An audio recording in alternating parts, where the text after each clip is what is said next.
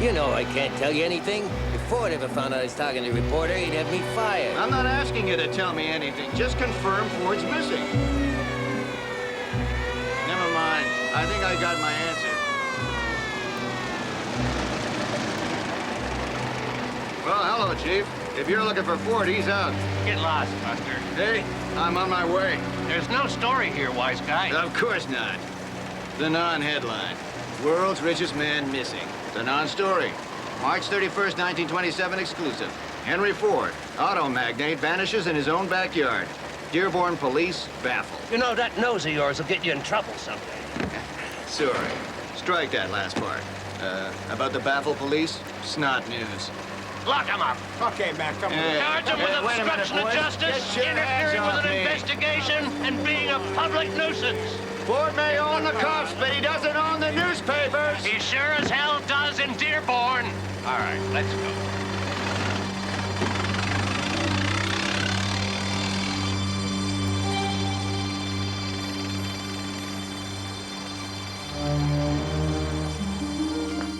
Talked to the guard at the main gate. Says he left the plant 3 hours ago. Security, that's what you're paid for, isn't it? Yes, ma'am. Then find him. I want him found and home now. The chief of police is here. Chief of police is my man. Let me handle it. I want my son. I want Etzel. Call him and tell him to get here right away. Yes, ma'am. Hell of a lot of good that's gonna do.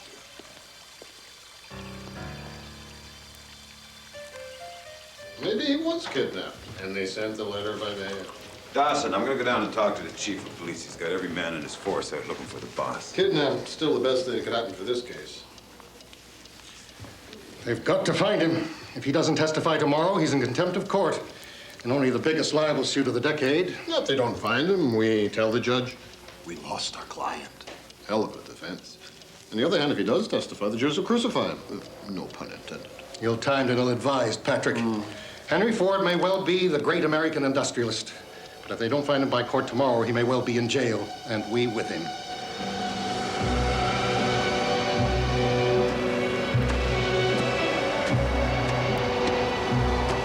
No, sir, nothing to report. Fine.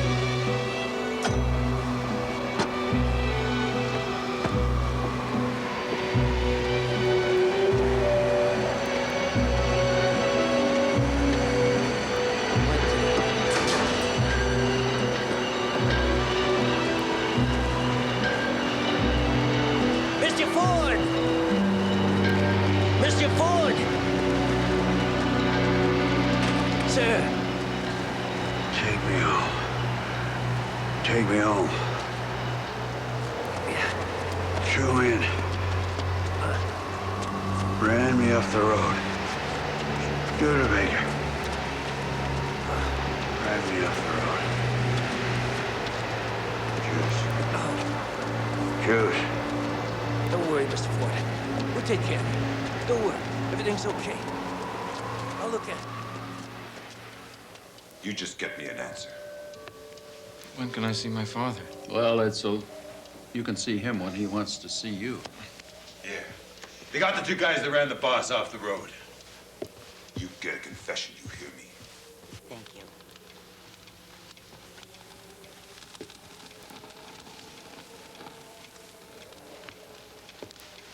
Henry? Henry, try a little of this, dear. After me. No one's after you. You're safe here with me.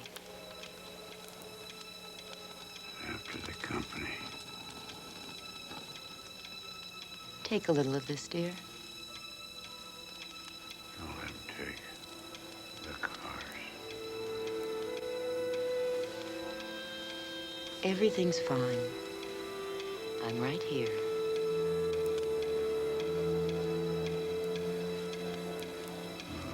Clara. Always, always a believer.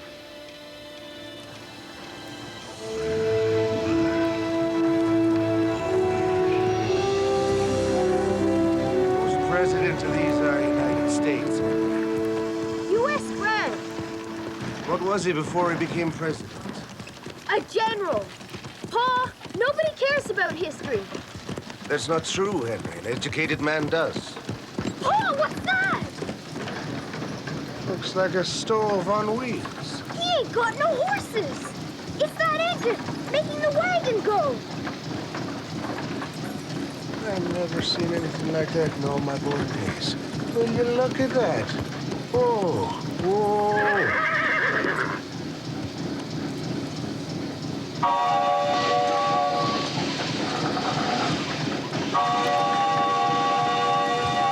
Henry, you come back here. Listen to your father. Henry, you little devil, yeah. I've never seen a wagon move not pulled by horses. Steam power, boy. I seen a steam engine at harvest running a cornhusker, but I never saw one pull a wagon. How's it work? Maybe magic? Ain't magic. You're so smart. You tell me. See, when you get where you're going, you just take off that old chain, hitch on a belt, and run machinery. Henry, you get up here before you hurt yourself. Get right up here now. Come on, boy. Can you go backwards, too? Better mind your paw, boy. Engines are for men, not for boys. Where'd you come from? Detroit! How long it take? How fast can it go? Who built it? Did you build it, mister? How'd you do it?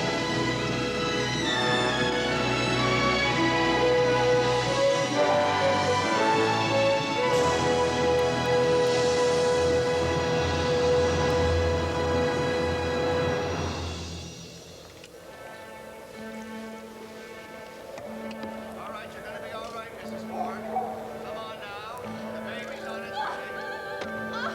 Push, Mrs. Ford.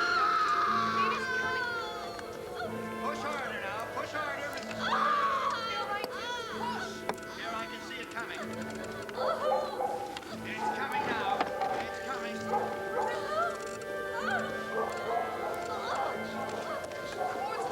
Lord, help me here. Do something. Please, Doctor, do something. Oh, God. Dear sweet Jesus, Take the child. don't let the baby hurt, Mama. I can't stop the hemorrhaging. Mrs. Ford, I can't stop the hemorrhaging. The child's dead, Doctor. Please let Mama be all right, sweet Mrs. Jesus. Ford!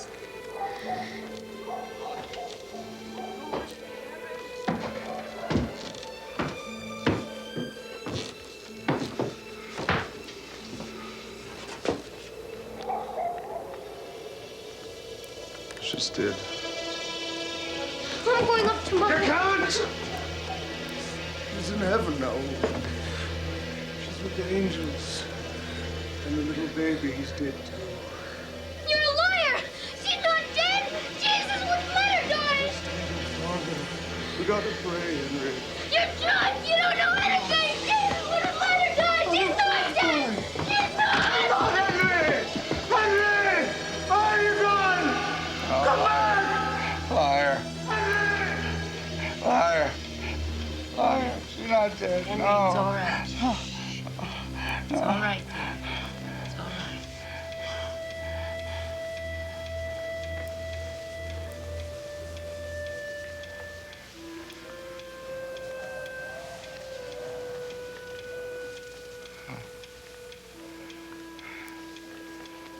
Oh. Where'd she die?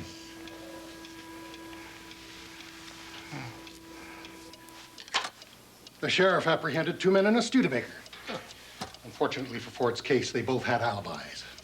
One of them is the son of a Methodist minister. They were at choir practice when Ford went off the road. The sheriff will continue the search, but frankly has no hope of finding the alleged assailants. Alleged? As in non-existent? Do you think the old man drove himself off the road just so he wouldn't have to testify tomorrow? I suppose he is crazy enough to risk killing himself. Edsel, we have a serious matter that we wish to discuss with you. I know. I spoke to the sheriff personally. I ordered him to pursue these thugs until they're caught. Yes, of course. But that's not our only problem. Oh? This time, Dad, you can't avoid it. I better go to the hospital. Well, I think the damn Jews are out to get me. I'm talking about Bennett and the gangsters who work for him. They're trying to bribe the jurors in the case. That's it. Attack Bennett again. No, this time I have proof. You've got to fire him. Got to? I don't got to anything. Bennett's the only one trying to help me win this case. Henry, at least let Edsel explain. Dad, this isn't Bennett and his crooked contracts. Jury tampering's a felony. Don't you understand? This isn't something you go and sign a check for. Bennett! Can I get you something, boss? I like a little peace and quiet. Father, you've got to understand the legal...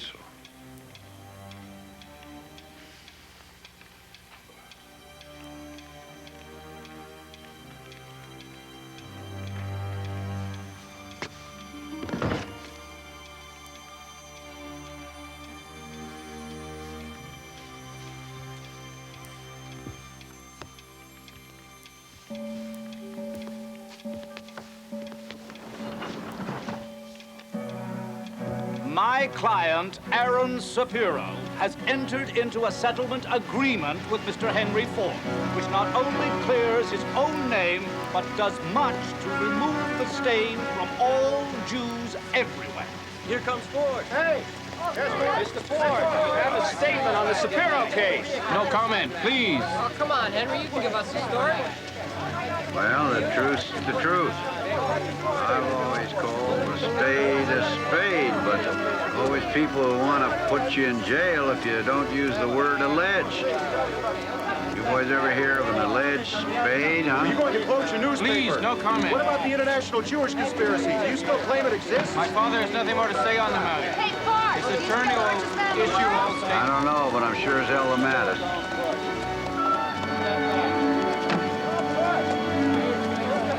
Let's go. Son. You were right all the way down the line. He took the money and he ran. You okay, sir? Pretty rough back there. But you gotta expect that. You're the most famous person in the country.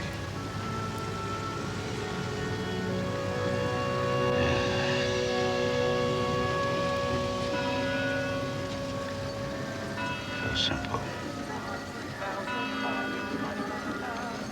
It was so simple then.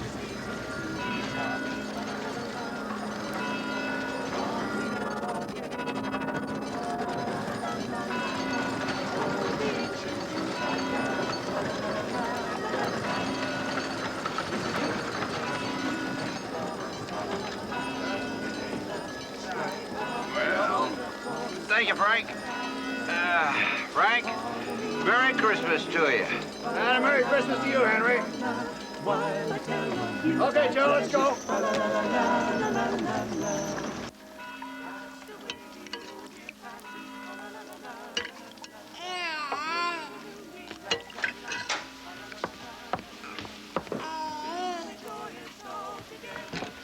Clara! Clara! Oh, there you are. Oh, sweetheart. Did you have a problem at the plant? No, everything's all right at the plant. But will you see what I got here? I hope it's not another present for the baby. No, not another present for Edsel. This is something that'll pop your eyes out. This is a beauty. I'm sure it's wonderful, Henry, but your supper's getting cold. Just huh? close your eyes. It's a surprise. Close your eyes. Don't peek. Ready? Ready? Voila! What is it? It's an engine. Gasoline, internal combustion engine. Oh. I made it from that article in American Machinist, remember? Oh, that's wonderful, Henry. Honey, my parents are coming I for knew you'd love Christmas. it. Now I listen, haven't no, finished no, my no, toy. here, take this. Take this, put that in that plug up there. This is called a spark. Take that. I gotta clamp this here. Just go ahead and put it in up there. Can You sure, imagine- Henry? Of course I'm sure. Can you imagine tractors being run by one of these engines? Go ahead and plug it in. Go on. All right. Sorry. That's all right. Go ahead. All right.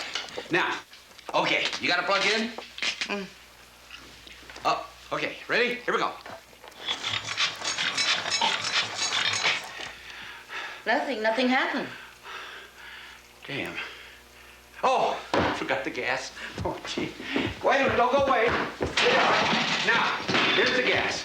Here, that's gas. Now, I want you to drip it in that lower funnel there, okay? Drip it in nice and steady now, okay? Drip it in nice and steady. You ready to drip? You ready? Yeah. Okay, here we go.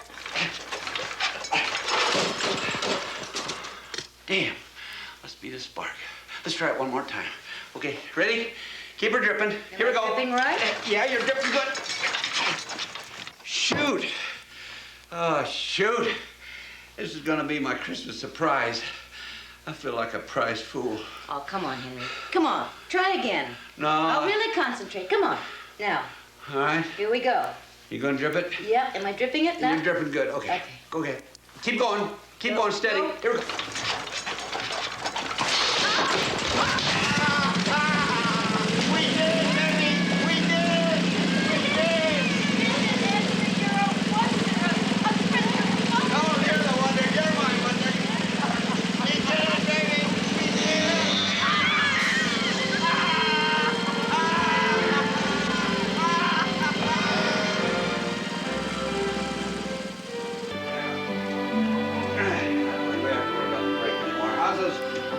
Coming, Spider. Ain't gonna work, Henry.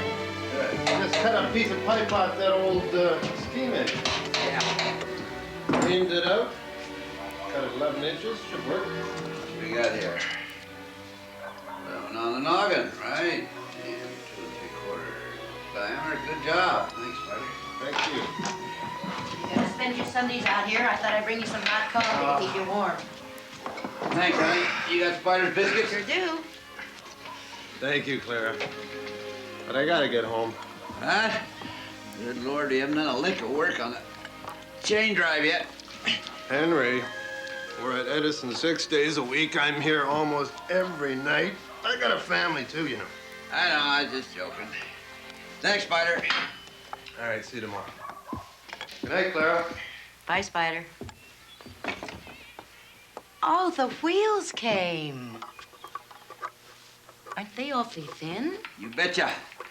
Thin man can run faster than a fat man. Keep it lighter, fewer parts, fewer things can go wrong. Cheaper, too. Yeah, means more people will buy it. Henry, why don't you come in and take a rest now? Etzel's waking up from his nap, and you can play with him, and then I'll give you a nice piece of pie. Yeah, I'll be along, honey, as soon as I get through with this. In a while, then. Right, dear. Thank you.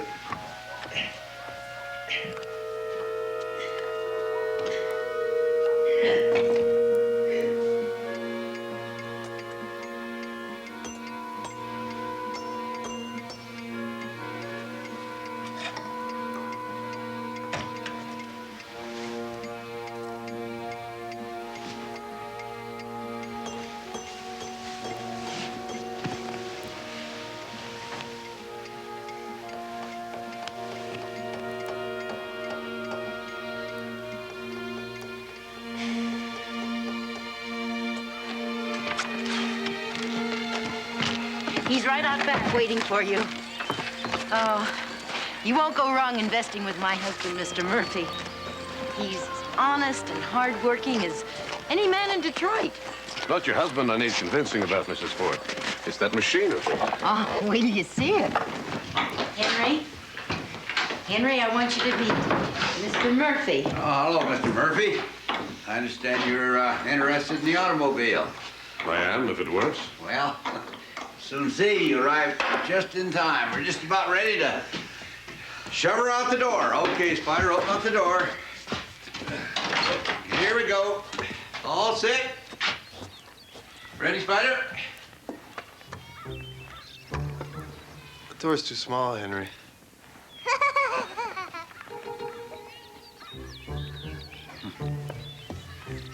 Well, that doesn't say much for our our engineering, does it?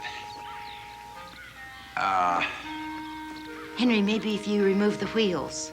Oh, I don't think so, honey. I just clear the way, folks. Yeah, okay. Can I help you, Daddy? No, Esso, you stay right there, son. I'm going to show you the difference between construction and construction. And you're about to see some constructive destruction.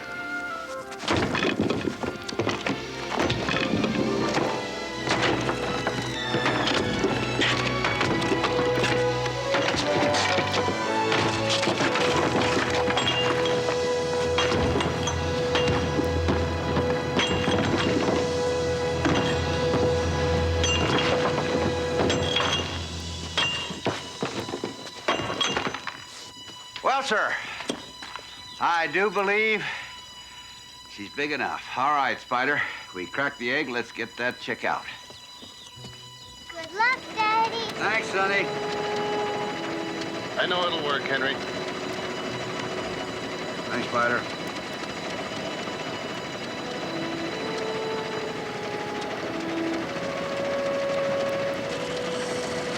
Good luck, Henry. I won't need it, honey. I got you.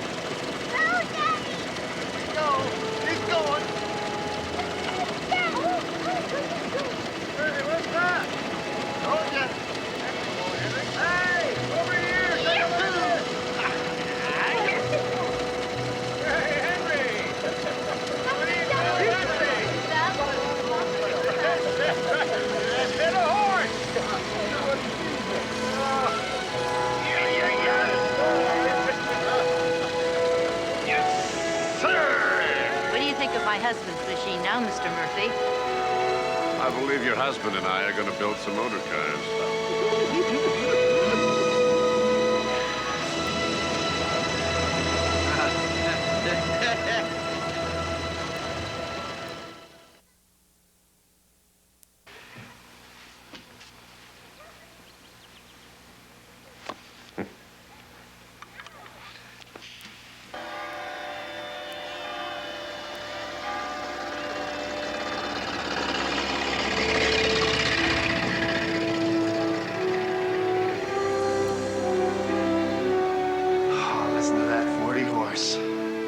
Yeah, well, if we're not ready now, we never will be.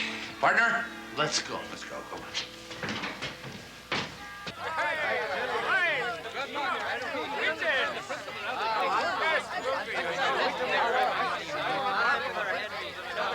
It's just us, Mr. Ford. I understand they cut the race from 25 to 10 laps. It's no interest in watching me circle the track with you following me those extra miles. Quentin, I don't even aim on seeing you at the finish. All set, Spider? Yes, sir. Gentlemen, start your engines.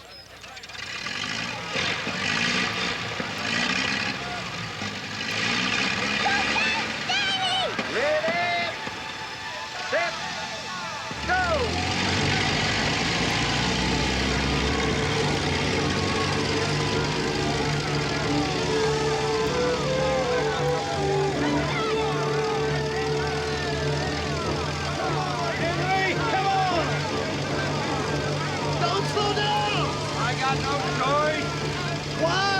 I forgot to practice the turn.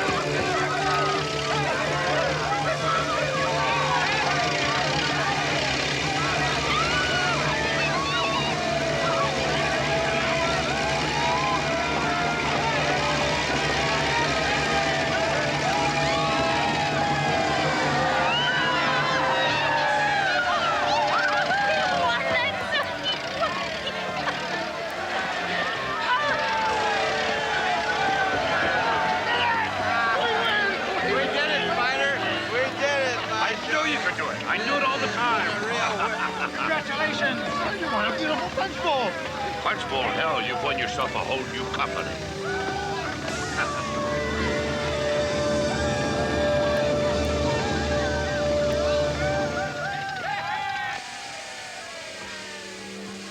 Well, you know, Henry, we are not a racing business. We are an automobile business. Well, you seem to forget, Murphy, that the thing that started the Ford Motor Company was racing. That was our get-up. You've forgotten that. Yes, well, Henry, I do remember your promising that you would work here full-time. Don't worry about Henry Ford working full-time. Don't forget, my name's up there. Well, not if you're going to ruin this company before we even get started, Henry. What are you talking about? Henry, you stole time from Edison to build your first car. You stole from your first company by not giving us the plans. Well, I'll be damned if I'll let you do it again. Look. We'll be there. You're pretty cocksure for a fellow who never got his hands dirty, aren't you? Henry, I have a man whose hands have been in more engines than yours. Yeah, are they as good as mine? Huh? Mr. H.M. Leland. He's been building parts for Olds, and he has a precision engine. Henry, you're fired. Huh. Pretty hard to fire a fellow who's got his name on the automobile, don't you think? No, I've taken care of that, Henry. We're naming the company after the French explorer who founded Detroit. We're naming it Cadillac. Just like that. My design. My car. You fire me just like that. Gather your things, Henry. You're finished.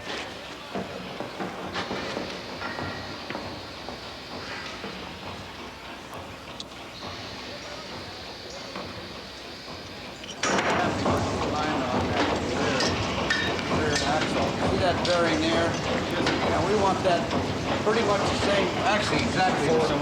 I'll be with you in a minute, Mr. Cousins. We want that exactly the same as the bearing over here. Just in a little while, Mr. Cousins.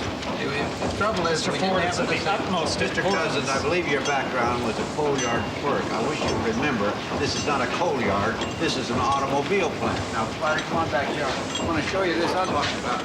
See this here? This axle here. Mr. Ford, if you'll just listen to these facts, I think you'll understand how dire our predicament is. Now, basic machinery supplied by the Dodge Brothers comes to $250 per vehicle. Dodge Brothers happen to be investors in the Ford Motor Company, Mr. Cousins. See, they're so. Yes, sir, but they're not totally stupid. They demand cash on delivery. Next, body, wheels, other parts, $145 per. You're a college man, Mr. Cousins. What's your point? My point is, Mr. Ford, that you intend to sell these vehicles for the low price of $750. That's right. The cheaper the car, the more affordable to every man. All right. Yes, sir, but I calculate then a profit of $150 per car. Well, the greatest of respect, sir, that you're far more interested in producing these cars than you All are... due respect to you, Mr. Cousins, this is an automobile plant. That means we make automobiles. The name of the plant is Ford. Ford happens to be my name, Mr. Cousins. That means every car that comes out of the automobile plant has got the name Ford on it. That means no Ford leaves a Ford plant without my approval. It's commendable, sir, admirable, but foolhardy for a man whose company has exactly $233.65 to its name. Sir, if the Dodge Brothers Don't come worry in about here... the Dodge Brothers. I'm on my way to see them now. $233, sir, and 65 cents.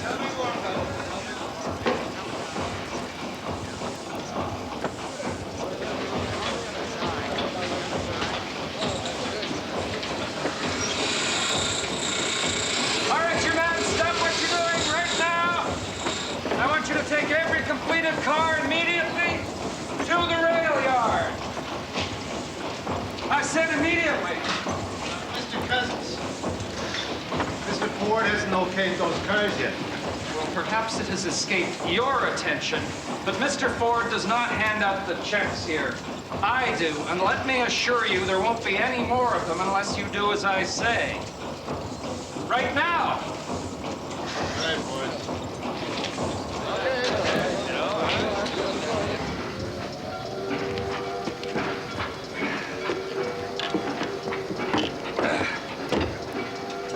The last one. Close it up.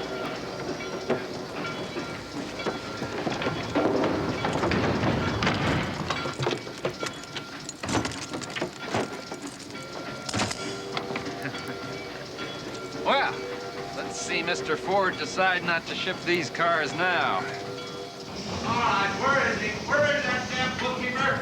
Cousins! Here comes Mr. Where? Ford. Oh, look out, Cousins. All right, Cousins. What's the idea of shipping those cars? Very simple principle of salesmanship, Mr. Ford. The dealers can't sell them until they have them. I told you no car leaves this plant without my approval. Well, a Dr. Finnig has already made his choice. Bought your first car. Ordered a tonneau as well. Paid $850 as cash money. What do you think you're doing? Just what the hell do you think you're doing? Isn't that obvious? Run this place like a business and make you a lot of money in the process, Mr. Ford.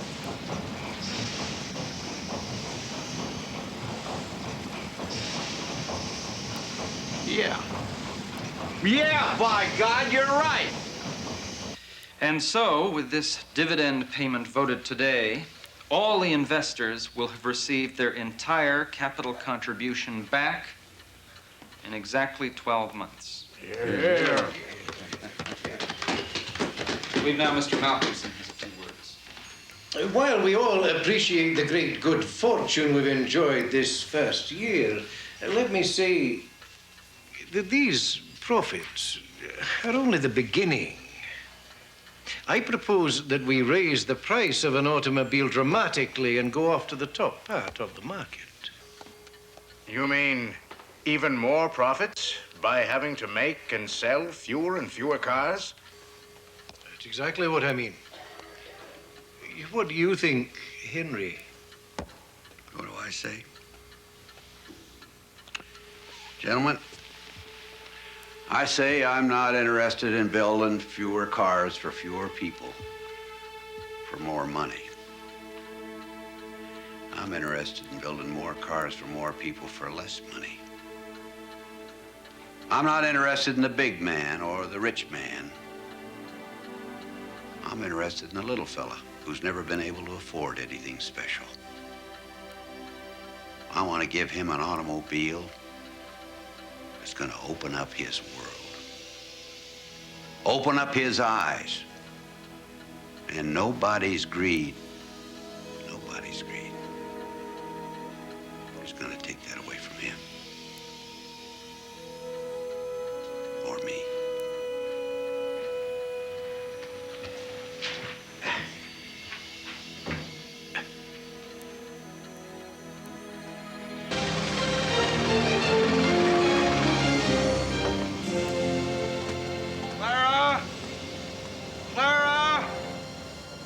Aggie, when you finish the parlor, would you... Let's go! Clara, I got the majority. Honey, I got the majority. Malcolmson, I got his shares. I got the majority. Hey, Joe, come here, Sonny. We got the majority. We got the majority. So you're the boss now, Dad? Yeah, we're the boss now. We're gonna go celebrate. Come on. No, but I've got a roast in the oven. Hang the roast. Come on. We'll see you later, Aggie. Get the coat, get your hat. Come on. We got the majority. Don't worry about it. We got it.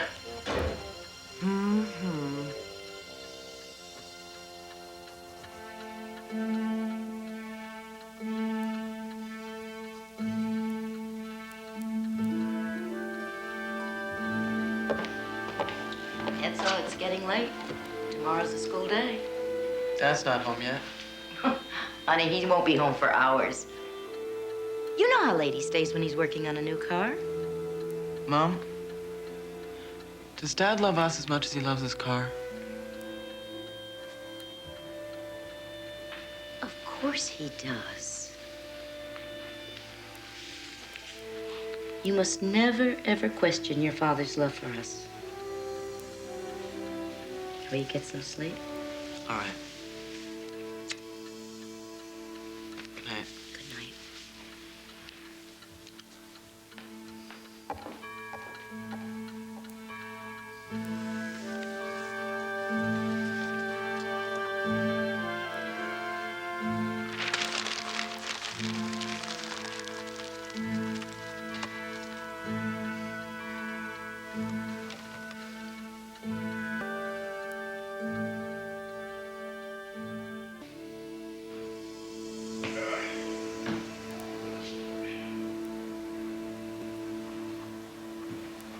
Electricity is cheap as water around here, leaving the lights on like this. Hey! Turn it back on!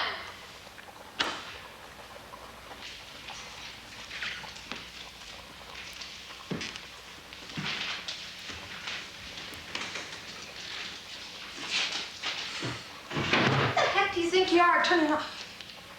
Mr. Ford. That's right. And just who might you be, young lady? Evangeline Cote. I'm not so young. I turned 19 last month. You work here, or are you a burglar stealing my secrets?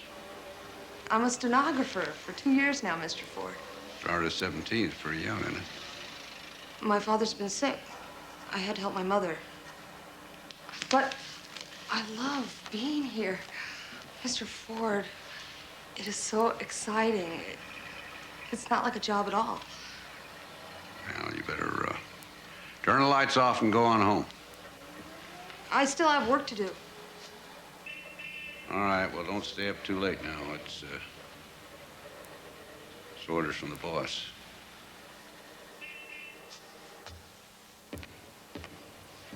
Mr. Ford? Yeah? I meant it about really loving being here. I think you're doing wonderful things with your cars. Maybe you'll think I'm fresh, and I sure don't mean to be, but I think you're a great man.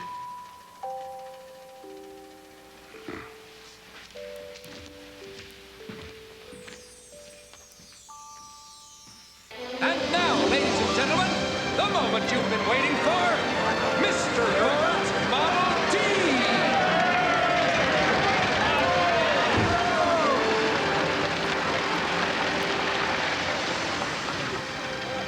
Well, sir, first of all, I'd like to thank all of you for coming out here on a day like this. This is a momentous day. This is the inauguration of the first Model T. A car that's going to revolutionize the automobile industry. This is every man's car. Not just the big fella, but every man. And I got one word for you gentlemen of the press, and that word is volume. What's that, Henry? Volume. What do you mean? We're going to make so many of these Model Ts that you're going to run out of numbers to count. Bravo, Henry! Bravo! Sarah, Edsel, come on up here. I want my family to be the first people to ride in the first Model T. All right, darling, there you go. All right, folks, clear the way, because here we come.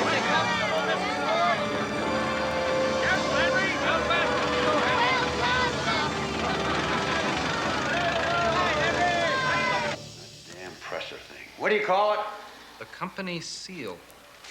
Yeah, I think I saw it here the other day. Oh, wait a minute. Oh, here it is. Okay.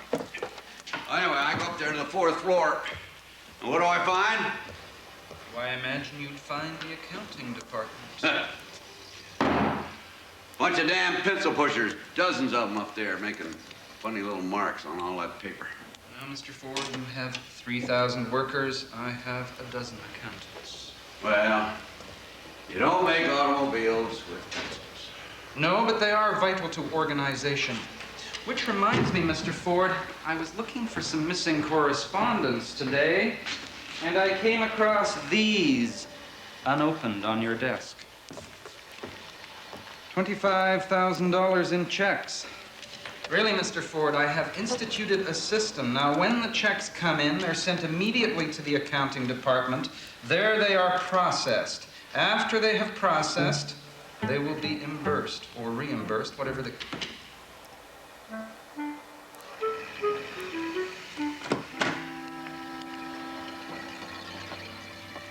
Evening, Mr. Ford.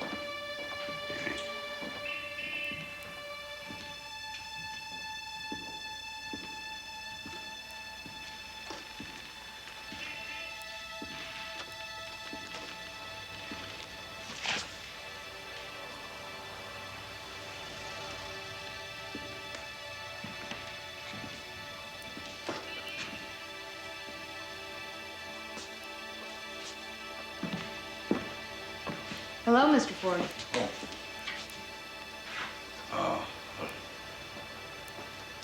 Hello. I thought you'd gone on home, probably. I'm just leaving now. Well, do you need a ride or anything? I don't think that would be possible. But thank you for your kindness. All right. You're a real gentleman, Mr. Ford. Right.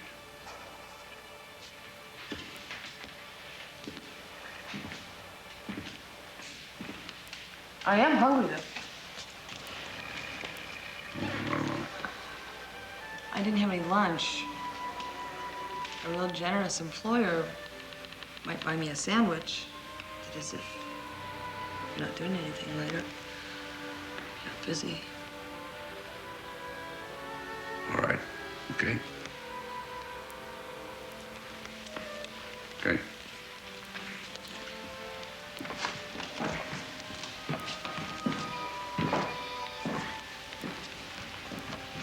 Good night.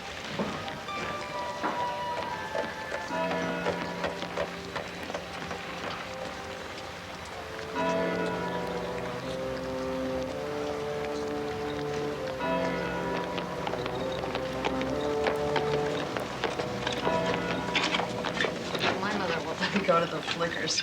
You know, she says nice girls don't see moving pictures. Sometimes I sneak in with my best friend, Rosalie. You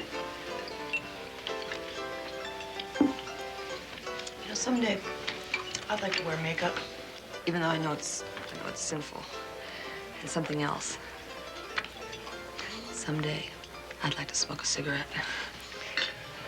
What else would you like?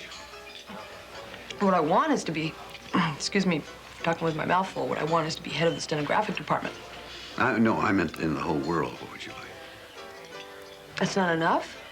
Do you know what the head of the stenographic department earns? Oh, of course you do. Well, you're joking, but I'm quite serious.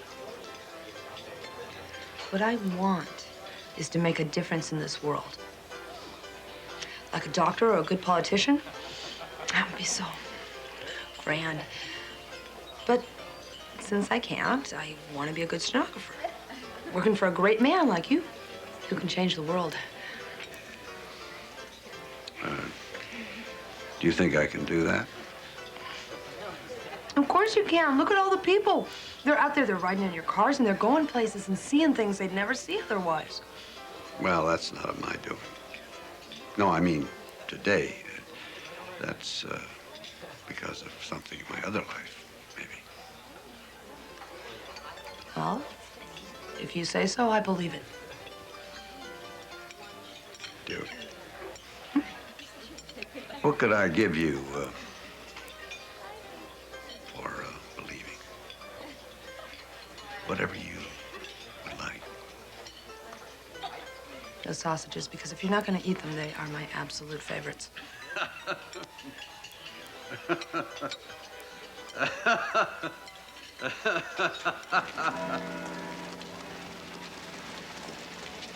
You know, this is only the second time that I've ever ridden in a Model T.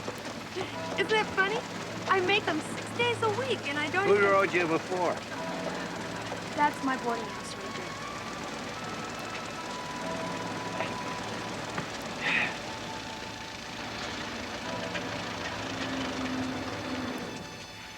Well, thank you kindly for the supper and for the lift. You didn't answer my question. Who rode you before? Just a fellow I know. Bo? No. No, indeed. I'm going to fall in love with a hero. That's what I'm waiting for, Mr. Ford. Good night.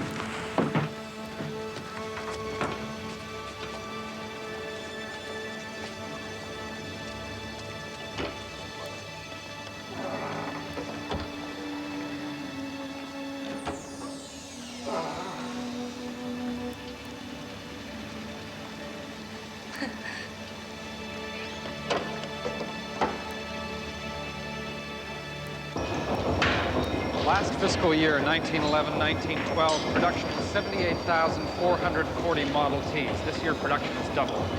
Oh, why does our look? Because the workforce is doubled, too, and we still can't meet the demand. We've got to make some changes, Mr. Ford. Now, let me just show you something here, cousin. I happen to have some letters here. Let me read you one of them. Just to show you, I do open my mail. This one's from a Mrs. Cynthia McDougal, Peoria, Illinois. Says, just a line to tell you how your magnificent automobile has changed our lives.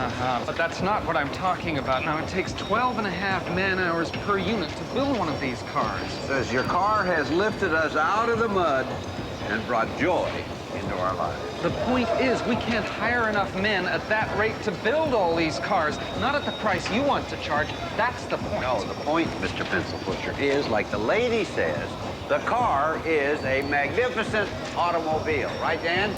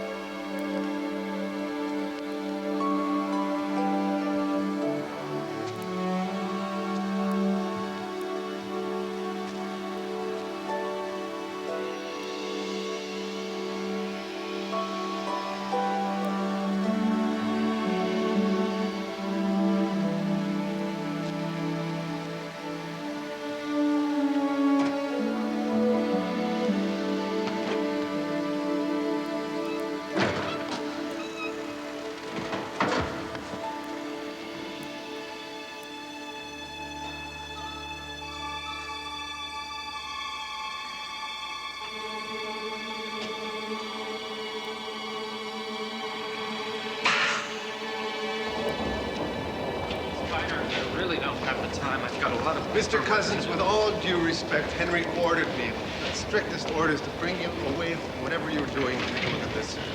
All right, where's my running board, man? Bring in the running board. Put it right over the holes. That's it. Don't bother anything else. You go back to the next car. Now, my bolt man. Where's my bolt man? Put it right in the bolt holes. Don't bother to tighten them. Don't bother. Where's the man that's going to tighten them? You come in there. Now, next, you go back to the next car, bolt man. Cousin, how do you like that, huh? How about them figures? 6.5 hours per chassis, and we just started. Henry? It's brilliant. Brilliant? Hell, it's just common sense, cousin. It's just common sense.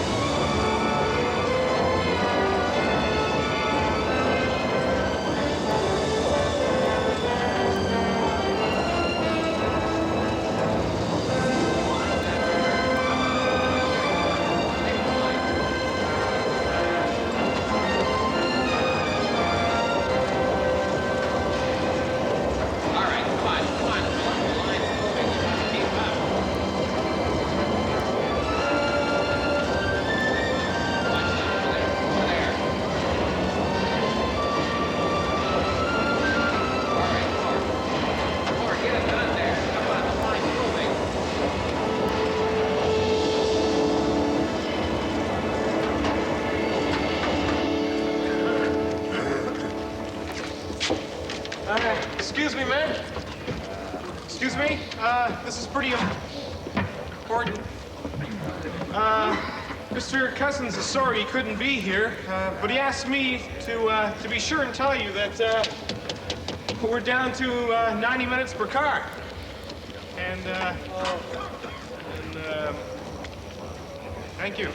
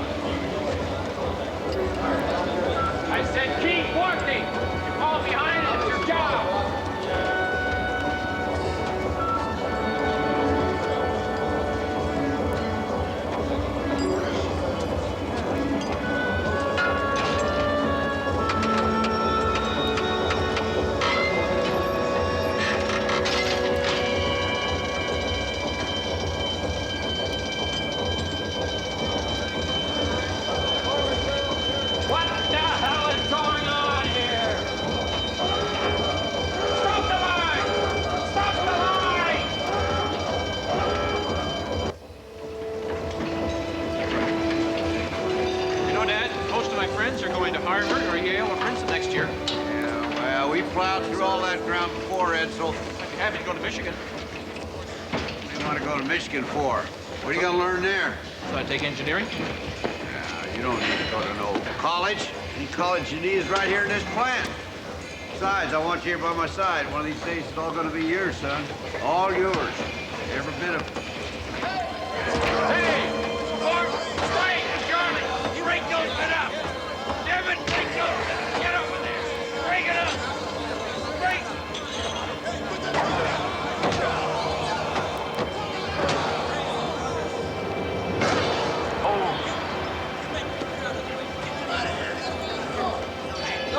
It's all right, son. Come on, Ed. Come on, come on.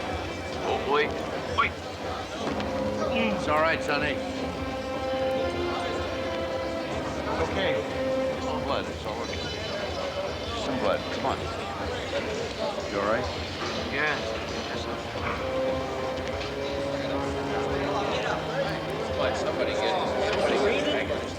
Two men on the brink of exhaustion, clawing at each other, trying to kill each other. Well, it's almost Christmas. We'll close the line for 2 weeks. Well, what then? What are they going to do for 2 weeks? They live week to week, paycheck to paycheck, Saturday to Saturday. What are they going to do? It's not really our concern. Our concern? We're making millions of dollars, damn it. What about the social justice? We buy them cheaply, and when they wear out, we replace them. Machines! Damn it all, you're talking machines, Jim. I'm talking human beings. I'm talking men. No, sir. By God, we got to pay them a decent wage. Mr. Ford, I think we pay them very generously. 10-hour shift, $2.50 a day. It's not a fair wage. No, sir. No, sir. We got to give them more.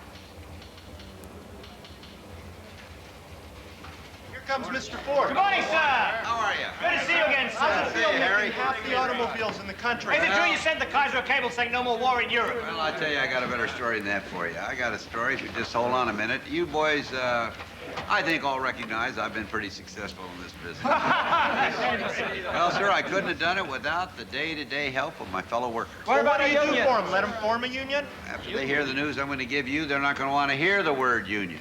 As of tomorrow, every Ford worker is going to get $5 a day. Did you say $5 a day? You heard it here. Furthermore, there'll be no more 10-hour days. As of tomorrow, 8 hours a day. Nobody has to work more than 8 hours a day. That's right. Ford is humanizing the... Nomination for sainthood is premature. In 3 shifts now, Ford's running around the clock. That dazzling generosity is going to make a lot of money for the company. It's been like this since 3 a.m. Unbelievable. We had 4,000 new jobs. 10,000 applicants. More arriving on every train. Most without the fare to get home. All I wanted to do was help. There's no more jobs, so I'm going to have to take the sign down. Attention! Your attention, quiet, please. There are no more jobs. You'll have to disperse and go home. There's no more jobs.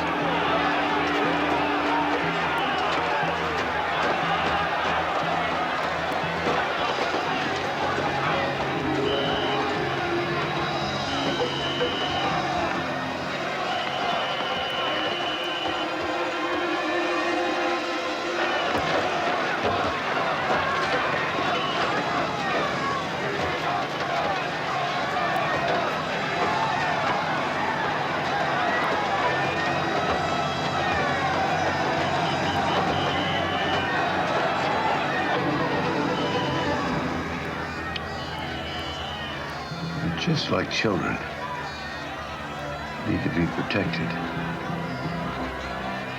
from themselves.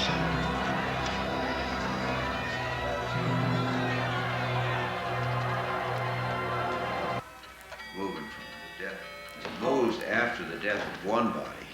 Excuse me, sir. Inhabits another. Inhabits another. What is it? What is it worth? You'll see, sir. What?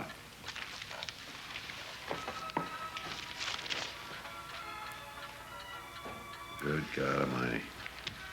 What is it, Henry? Somebody Shot an archduke. They say it means war in Europe. Oh, Lord, no. War is a crime against humanity, and no one should be involved. As for myself, I'd burn this plant right down to the ground before I'd do one lick of work for the war effort. And you can quote me on that, boys.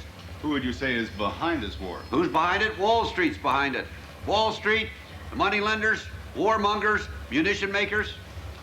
Wall Street makes money over the graves of the common folk.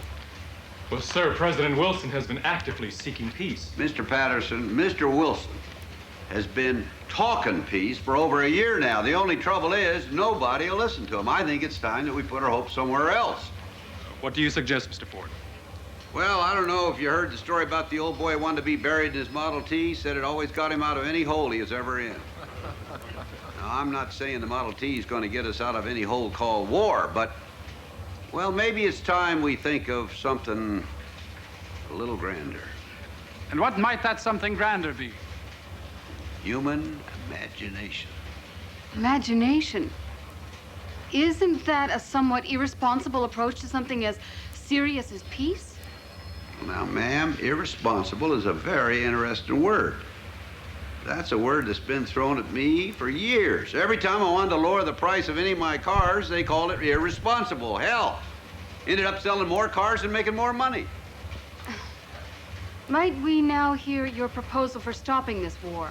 Yes, ma'am, I think it's time that some of our world leaders come forward and speak on behalf of the people against this damn war. And if they're not able to, or they're not willing to, by George, I'll do it myself. How do you plan to do that, Mr. Ford? Hell, I chartered a ship. I call it the Peace Ship.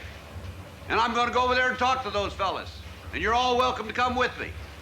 And if they'll listen to me, by George, I promise you, this war will be over before Christmas. Now, if you excuse me, I'll get back to work. Thanks a lot for coming, folks. I appreciate it. Well, we got another one for page one, don't we? Good one. Good copy. Good hard copy. What do you think of that? Curiouser and curiouser.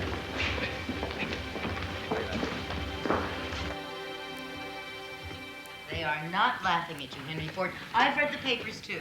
Yeah, well, they're calling me God's fool. What about the ones praising you for trying? The hero of a small man standing against the world for his principles? Yeah. Clara, it's not that I want anything that money can buy. I don't care about any material thing. All I want is an end to this damn war, and I want peace in the world, and I'd like to leave the world a little bit better off for my having been here, that's all. You have. Look how successful you've been. Yeah, well, you wouldn't know it by the newspapers. All they do is ridicule me all the time. And you know who they are. No. Well, you do. The same people I've been fighting all this time. Wall Street brokers, those fat cats, rich bankers, munition makers. You know who they all are? No. They're Jews, most of them. Henry! Well, they are, most of them. I won't listen well, to I'm that sorry, talk. they are, That's Clara. not right. Well, I'm sorry. They are. And it's a damn conspiracy, too. And it's all there in that protocols of the Elders of Zion thing. It's all there. It's a conspiracy. Well, if they think I have lived all my lives to get to where I am, to be brought down by a bunch of tricksters, they're wrong. Wrong.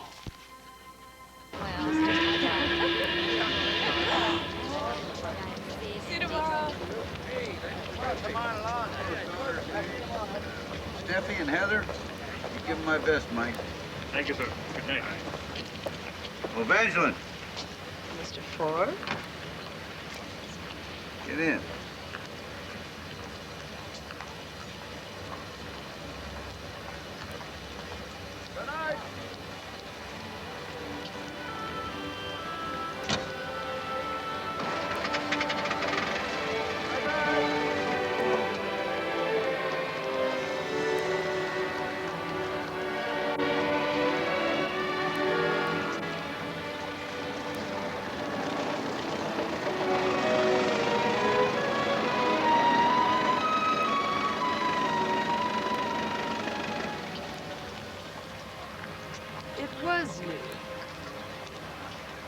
Making me head of the stenographic department.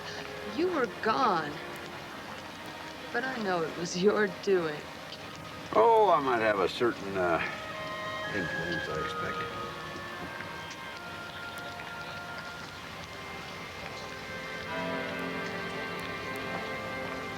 Evangeline, I'm old enough to be your pa. No. You're young enough to be my hero.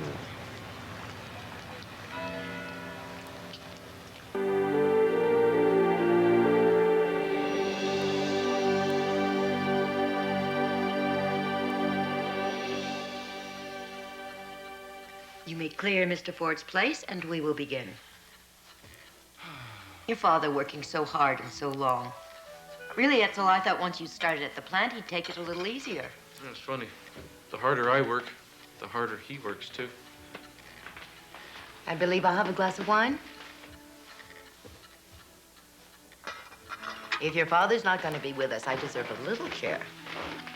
You'll join me for a glass, won't you, dear? I will, please. You know, the real problem with the plant is that we have no organization. Nobody's job is clearly defined. Everyone's competing. Dad can be so arbitrary, the way he just changes. Etzel, I will hear no criticism of your father. Not even from you. Well, especially not from you.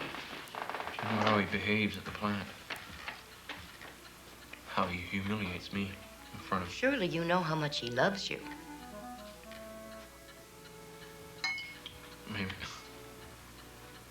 Maybe I wish he'd love me less and respect me more.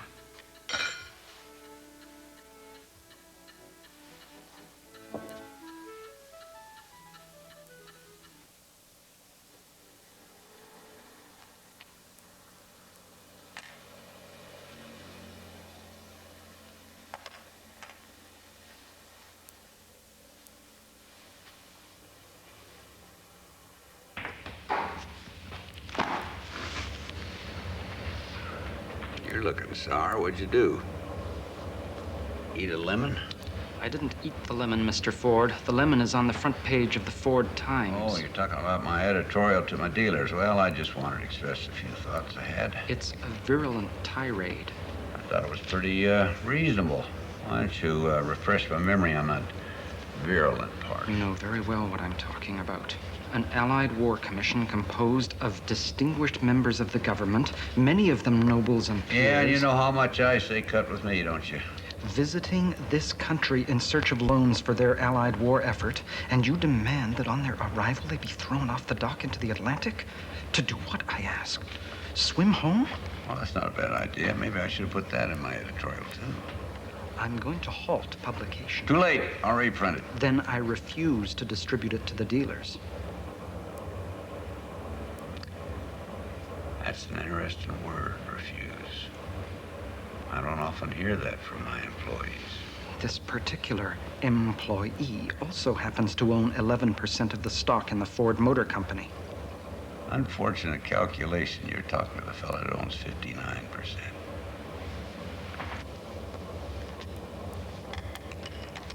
Tell you what, Mr. Fellow shareholder.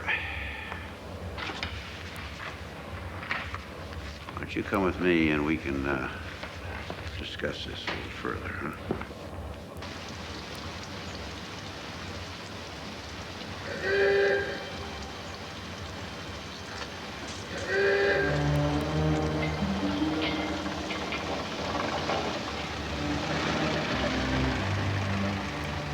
This is where you get out, cousins. What do you mean? You're dismissing me. Looks that way, don't it? You can't do that. You don't have any right to do that. You need me. You may have some craftsmanship as a mechanic. Mechanic? You always make that sound like a dirty word. I keep this business running. If I hadn't shipped off those first cars, you'd still be tinkering away in some grimy little shed. But it ain't a shed. It's a plant. And I own it and I run it. And the cars are mine, and that makes all the difference. The day will come when it won't.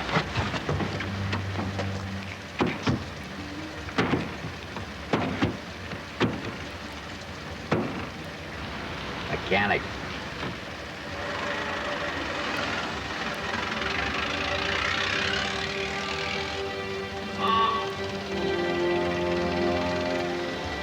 Goodbye, Mr. Ford. I'll certainly remember you for this. Of course you didn't wake me. I'm too excited to sleep.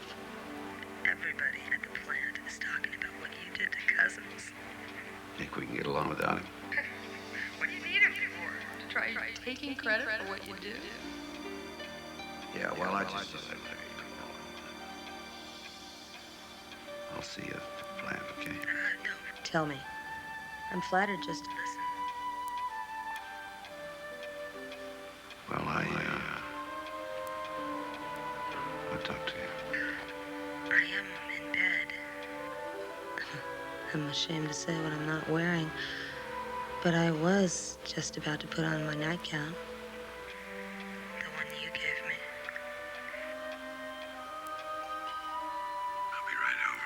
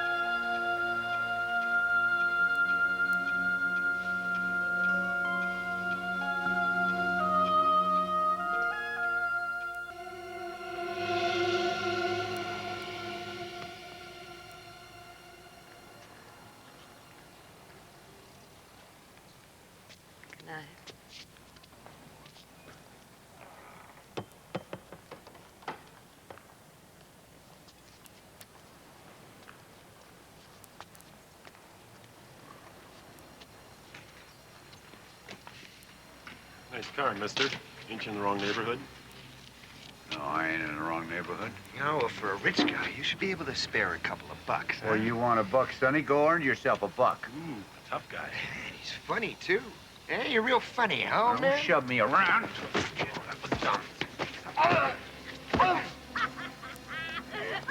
Hey, no tickling, no tickling, no. What you got in here?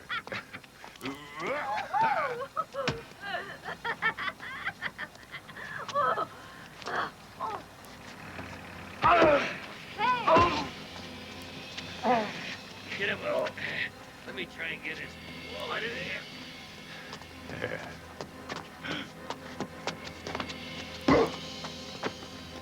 Come on. Come on.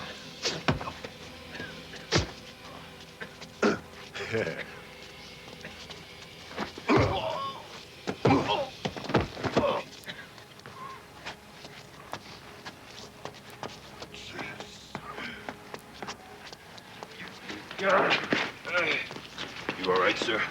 Yeah. Man of your position shouldn't have to deal with scum like that. Oh, well, fella, you're pretty handy with your dukes. What's your name?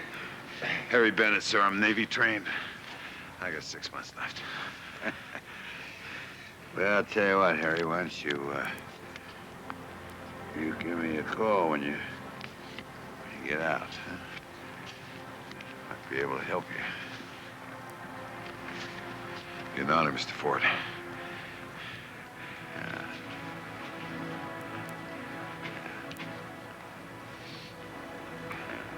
Now, you see, Harry, the key to mass production is interchangeability.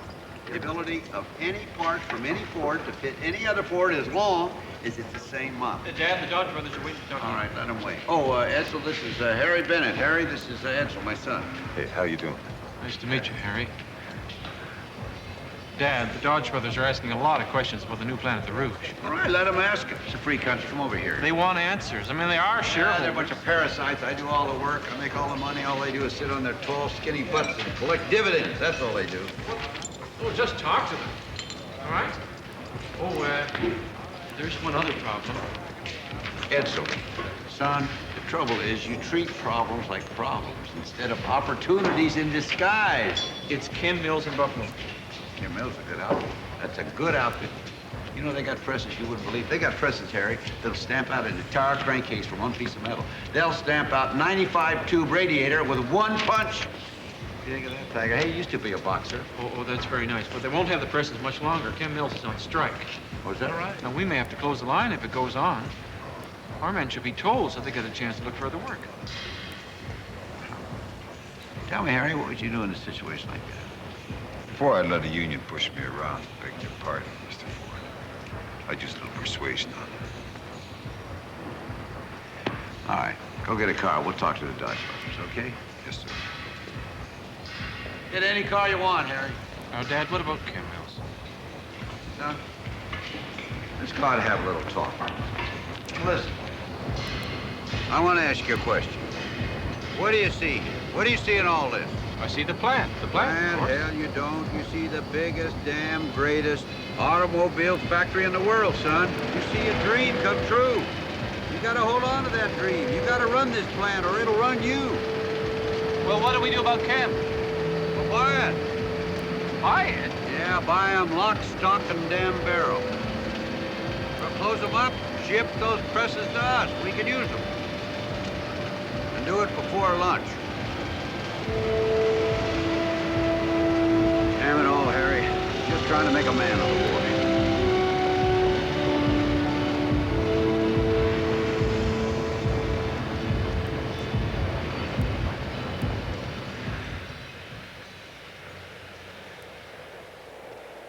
We've been with you from the start, Henry. And we believed in you, too. Yeah, you believe in cash on the barrelhead. C period, O period, D period. I remember that all right. Be fair, Henry. We invested in you when nobody else would. That's not why we're here anyway. Henry, we're damn curious about this new plant you're building here. Yeah, on 2,000 acres. Yeah, well, you fellas know how I feel about building the perfect tractor for the American farmer. Well, this here's the site. Bought it all with my own money. Nothing to do with the Ford Motor Company either. Henry, can we have your word on that? Tell us you're not building a steel mill out here. Oh, maybe a small one. Ford, it would take 1 million vehicles to justify a capital expenditure like that. Is that right? If you say so, you know I got no mind for figures. Don't play the bumpkin with us, Ford. You're spending our money. Your money.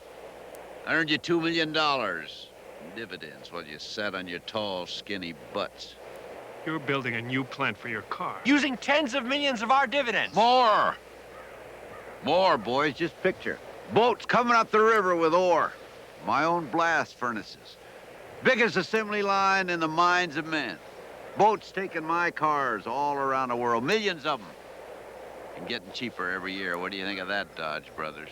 I think you lost your mind. I say we sue. Greed. You think I don't know what you're fixing to do? You're fixing to take all the money I earned for you and starting your own motor company. Building cheap cars to compete with me, right? And what if we are, Henry? It's our money. Now, well, I got it, it ain't. And I'll die in hell before I give you one more red cent. You forget about those dividends. Forget about the dividends, but remember one thing. It's my money. And it's my car. Come on, Harry.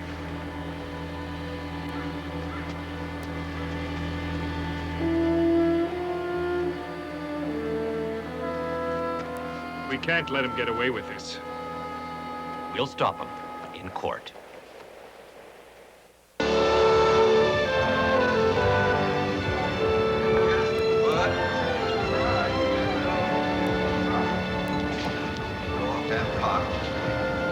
So I heard today that the fellows at Yale are organizing their own regiment. Get that seated there straight first. Now put her on. They're all going down to Brooks Brothers, New York. Get their uniforms tailor-made. Watch what you're doing. Carter Harrington said I could join even though I wasn't a Yale man, because I know so many of the boys. Here you are. You can put a few of these in. Go ahead, son. You know you got a pretty good way with tools. I reckon you could probably make it as a mechanic in a lot of parts of the world, as long as you're working on Ford cars. You figure old Carter could do that, huh? I know how you feel about the war, Dad. You do. You sure do carry on a lot about it. But I do think Wilson is right. And now that we're in. So, I've decided. Said 5/8. You've decided, have you? Yes, sir. What have you decided? I've decided to enlist. You've given that a lot of thought, have you? Yes, sir, I have. Thought about what that means to me? Have my only son go to war? Huh? You're all I have left, son. All I have left. I know that. Be careful. Be careful. Be careful in a war, Sonny. Can't be careful in a war. What's going to happen if you get killed? Huh? What's going to happen to the company? Who's going to take over? How are you going to keep the cars going? How are you going to keep the Ford name going? You thought about that? Yes, sir. So, you're going to enlist, huh? Well, we'll see. We'll see.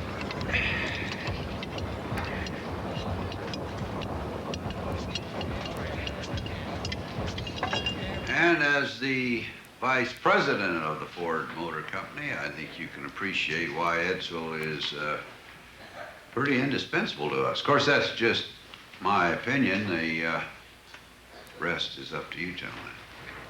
Thank you, Mr. Ford. Now, if no one on the board has any questions, all those in favor of Edsel Ford's deferment, say aye. Aye. Deferment granted. Meeting dismissed. Let's go, son.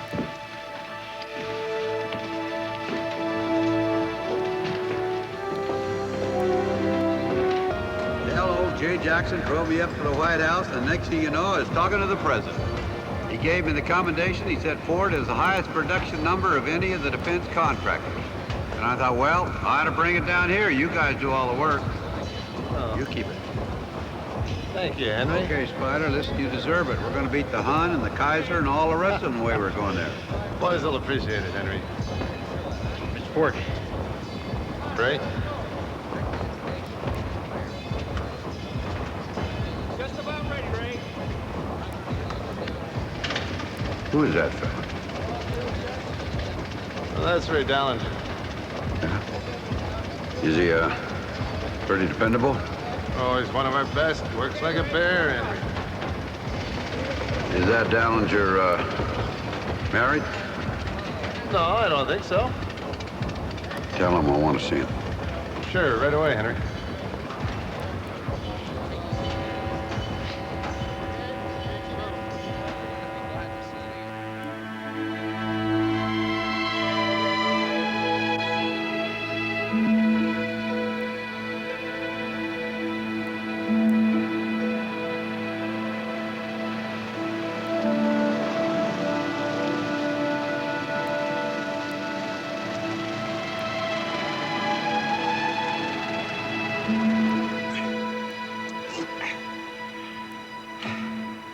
Evangeline, I want to do the right thing by you. I want you to be happy. And I was thinking about what you're talking about the other night. So I want to give you this. Is this what I think it is? Yeah. That's an engagement ring. It's a real dazzler, too, isn't it? Oh, God, it's beautiful. Yes, yes! Well, I'm not doing the proposing. Henry, don't joke with me. No, it's Ray Dollinger down at the plant. Ray Dollinger? Yeah. Marry him. Yeah. I don't love him. I don't even know him. You don't have to love him, honey, but you'll get to know him. He's a nice fella. I don't want to marry Ray. Oh, but don't you see, sweetheart, this is what you were asking for. This way you have the respectability of a man's name. You won't have any gossip, and it's what you want. What I want is you. You'll have me, sweetheart, but you'll have Ray's name. He's a worker. He's a nobody. It's all right. We can change all that. So, is it all right if I say yes? No. No! I won't do it. I'm not one of your cars. I'm a person, and I got feelings. I'm not something you could just push down an assembly line. And if you think I'm going to marry Ray Dollinger, you're crazy. Well, you're crazy if you think you got some kind of hold on me. And don't press your luck, honey, or you might find yourself out so fast your head will be swimming. I already am out. And you can go to hell. Not on this world, Missy, and it's a long walk home. I'll walk. Good. I'm not going to change my mind. See you 2 weeks from Saturday. You won't be sorry.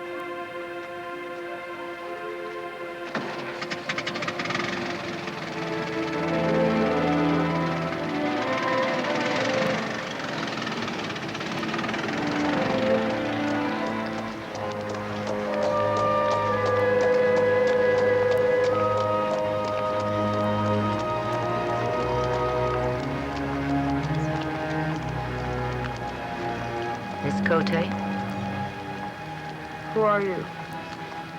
I'm Mrs. Ford. Mrs. Henry Ford. What do you want? I've come to talk to you about your affair with my husband. There is no affair. I'm going to marry Ray Dollinger. Down at the plant? I don't even know him. But it's real funny who did the proposing.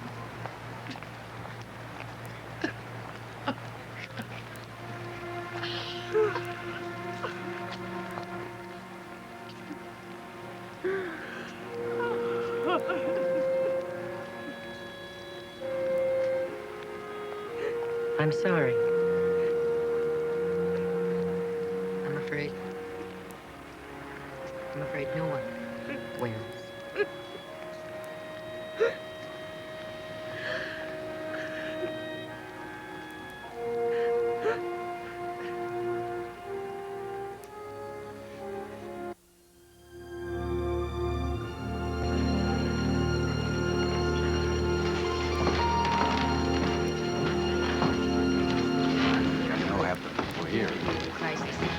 Hey, Walter. How are you? Henry, I'm Good to see you. Anna, nice to see Welcome, you. Walter. Clara. You know Edsel, of course. Have you met our new daughter-in-law, Eleanor? This is Walter Chrysler, Eleanor. Nice to meet you, Mr. Chrysler. Please, honey, it's Walter. Oh, she calls me Mr. too. Don't worry about it. Congratulations, Edsel. You're a lucky boy. Sure is. And we're going to have a little surprise a little later tonight. Oh, really? I look forward to it. Good. Nice to see you.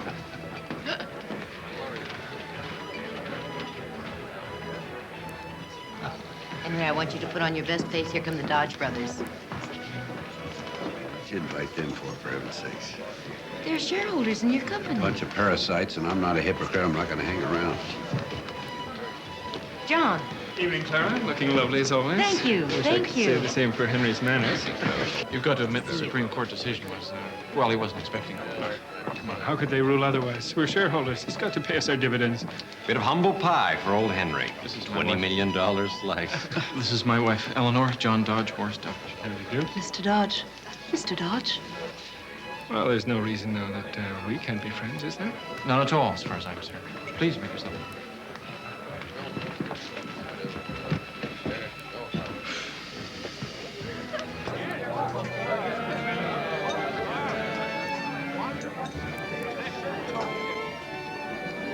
Isn't it time, boss? Yeah. That sleigh ride will be lovely. That'll be nice. Excuse me, Walter. Excuse me, Anna. I wonder if I could take Clara up on the stage with me. Indeed, Henry. Clara? Excuse me. Sleigh ride at midnight.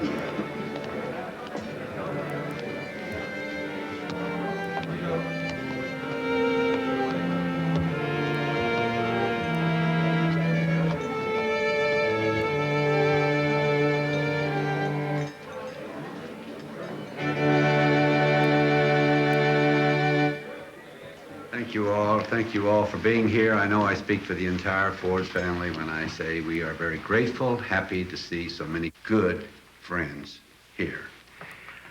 I think I also speak for all of us when I say how grateful we are to the dear Lord for the end of a terrible, terrible war.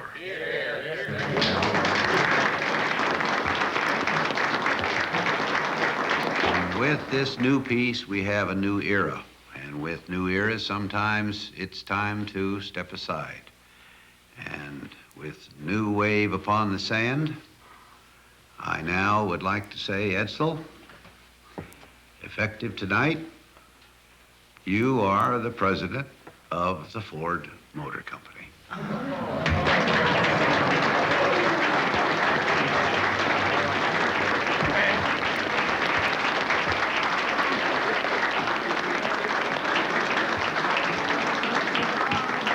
And a hefty 150 big ones a year, I might add. Hey, Henry, what are your plans? You can't make me believe you're quitting. Oh, my plans, Walter, another surprise for another night, but tonight it's Edsel's night, so everybody enjoy yourself.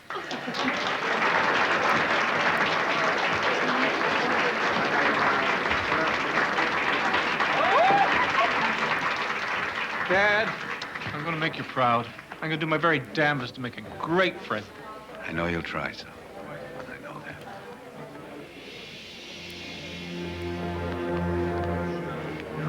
Henry, you know we won't stand for this. Really, Henry, perhaps you should reconsider. Reconsider? I never heard that word in the $20 million lawsuit you boys made against me. Oh, give me that farmer grin. Hell, you know you wouldn't let Edsel pick out the paint for your car. You're just trying to scare us into selling our shares. Excuse me, gentlemen, but I'd like you to know that my husband happens to be No, a very Eleanor, able this creative isn't executive. business we're talking. Gentlemen, if you have any complaints to make, I suggest you make them to me personally. 9 o'clock Monday morning in the president's office. We'll be there, Edsel.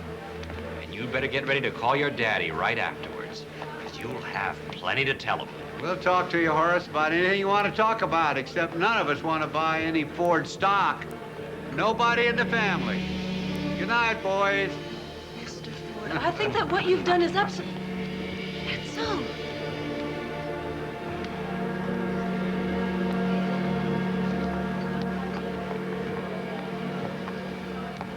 Six weeks ago, we were offered almost $20 a share for our stock.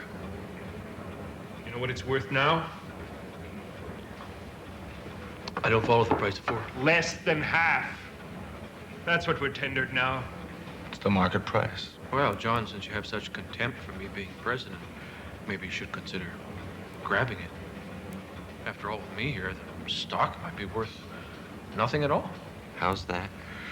Well, until we find out how badly I handle things, maybe it would be prudent to build up our cash reserves. Insurance, in case I start losing money. Even you couldn't do that, Edsel. This place is a money machine. Well, my father ran it, certainly, but now, who knows? So I think you'll understand that we won't be giving out any dividends for a long, long time. Do you think we're stupid enough to fall for that? We won't be held up. Gentlemen, please. And we won't sell our shares for a cutthroat price either. Come on, Horace. Let's get out of here.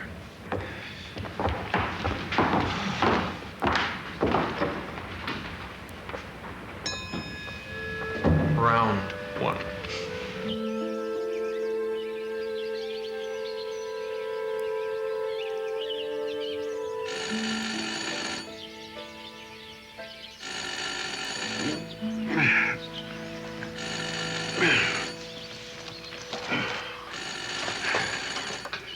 Yeah, well, who is it? It's Edsel. How's California? Yeah, what is it? So early, but the news is so wonderful, I just couldn't wait any longer. What is it, sir? What's up? What's up? Well, we negotiated all night, and as 6 a.m. on the 19th day of July in the year of our Lord, 1919... Price substantially lower than you were prepared to pay. Edsel, did we pull it off? Henry, tell me. Yeah, they all sold. You own every share of stock in the Ford. Hey, we won! We won! Clara, we won! We won! Huh? No more Dodge! No more Dodge, baby! No more Dodge! We won! Clara, sweetheart, we won! Ford owns Ford! Dad just told me how proud he is of me. As you can see, The sales figures for the Model T speak for themselves. 1923, 57% of all cars produced in America. 1925, 45%. 1926. You got some soy here. I always like soy. Put it on everything. Nutritious, good for the digestion. I plan on living to be a... I'm sorry, sir. Go right ahead. Go ahead, sir. 1926, 34%. Gentlemen, obviously the figures don't lie, and they can only mean one thing. What, excuse me for interrupting, Edsel, but what I think Edsel's saying is, our dealers have gone soft. Hmm? Up to now, having a Ford dealership is a license to steal. Those guys have forgotten how to sell those cars. We got to go out there and show them again. Dad, no. No, the dealers are bleeding. They can't compete with Chevrolet. It's low cost. Annual model changes, easy finance. What we do, Edsel, is we find out who's been letting us down, then we go out and kind of toughen them with a little adversity. Maybe put in another dealership right in the other corner, you know? See who survives. We can't do that. These people have been loyal to us for years. Remember the recession of 1920? When we made them take delivery and give us cash. They ought to be thanking us instead of complaining. They personally took out loans when you wouldn't to keep us solvent. We cannot betray them. I ain't betraying. I hear is complaining or criticizing the Model T. There's no betraying going on here. You just go back to the figures, and you cannot argue with them. All right, you tell me, Mr. Efficiency, Mr. Productivity, you know many pencil pushers out manufacturing automobiles? The figures tell us that the public doesn't want the Model T. It is hopelessly outdated. It's outdated mechanically, the speed, the suspension, the planetary transmission, and it's outdated in styling. Chevrolet has outbuilt and outstyled us. Now it's time we learned our lesson. We made some good business decisions, and we came out with a new car. You through? Ford Motor Company has an automobile called the Model T. Best engineered, best loved car in the entire world. You are the president of the Ford Motor Company, but I might remind you, there's one man running this particular one-man band. Dad, I'm right. Shut up. Now why the hell don't you face the facts? Shut up!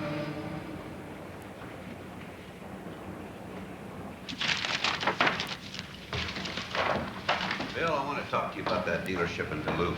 Remember we talked last...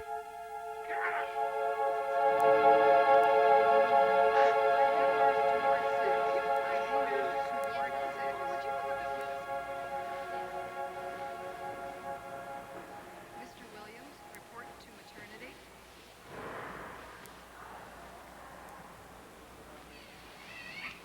How you doing?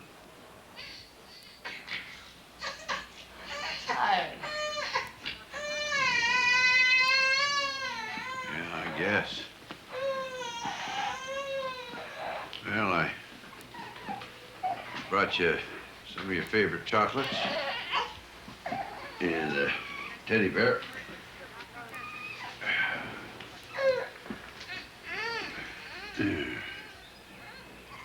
Well, what you got there? What do you think? Wow. You've done yourself right proud. I think you got about just the handsomest fella I ever have seen. You want to hold him? Come on. Yeah. Easy, go. Watch your head.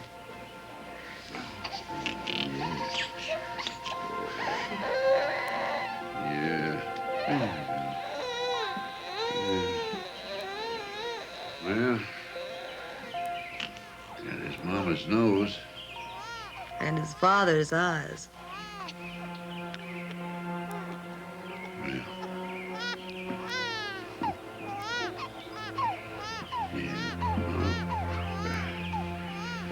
What you plan on calling him?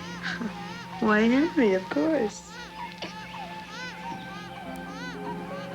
I don't think that's a perfect idea, honey. Why not? Well, there are a lot of good names. Why don't you call him by his, by your husband's name? It's a good, dependable name.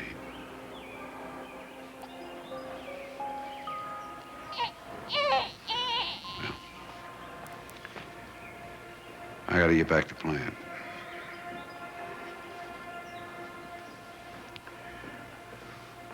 Take it easy there, little fella.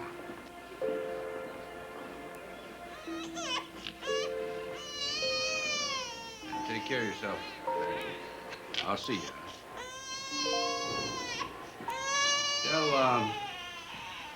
Tell your husband that he ought to be right proud. I think, be a big man someday. I surely believe that.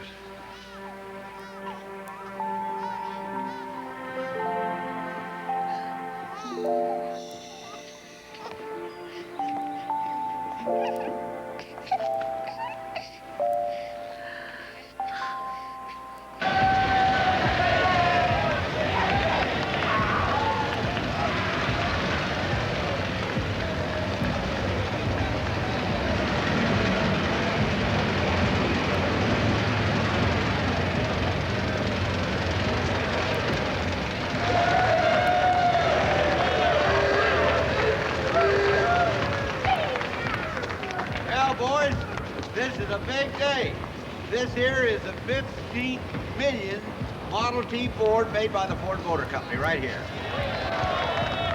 Did you think you'd get there with sales off the way they are? Well, I'm glad you brought that up because I have a momentous announcement to make, and that is that the Ford Motor Company is going to come out with a brand new automobile.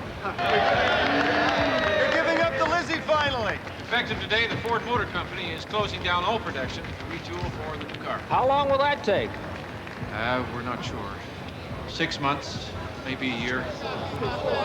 A year without cars? How will your dealers survive? Boys, you're missing a big story. The big story is we're closing this plant. We're opening up a whole new plant in River Rouge. It's going to be the biggest automobile plant in the world. Congratulations, Henry. Thank you. Everybody's going to work, too, by God. We're going to give jobs to everybody, you betcha. Mr. Ford? Oh, Mr. Ford, excuse me for bothering you, sir. Harvey Firestone asked me to come over and deliver the message personally. This man will undoubtedly become the next senator from Michigan. I'm sure you know how he feels about you, sir. Damn pencil pusher. Well, there they go. Last shift. 60,000 men and their families without a paycheck for 1 year. Because the tea wasn't good enough. Well, maybe now that he's busy building a new car, he'll treat you better. No, he enjoys ridiculing every suggestion I make. The more right I am, the worse he is. Oh, he blames me now for the failure of the Model T. Thanks, Dad. I don't suppose you'd appreciate a completely unsolicited suggestion on the part of your brother-in-law? More chalk in my cue stick? Yeah, that too. I think you should get out of the car business, Edsel. Now, that really would give him a stroke. No, I can't do that. Because someday, I truly am going to be running Ford. And maybe find something else. Take your mind off it in the meantime. Come on, Ernest. How busy can I get? I golf. Miserably. Thanks, Ernest. I play tennis enthusiastically. Adequately. I buy art sporadically. A paragon of rich boy virtues.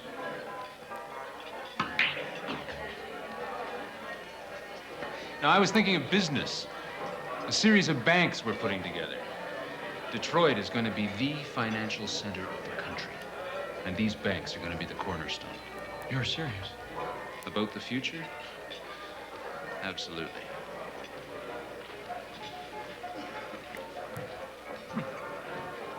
The economy's like your golf score, Edsel. It's only going to go up. That's very true.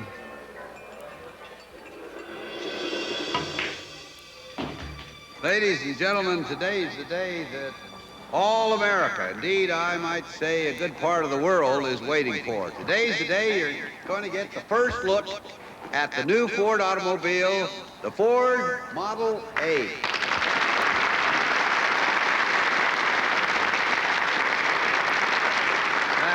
That's 16,000 brand new parts of the best designed, mass-produced car that money can buy. All right, boys, let her rip. Ford Model.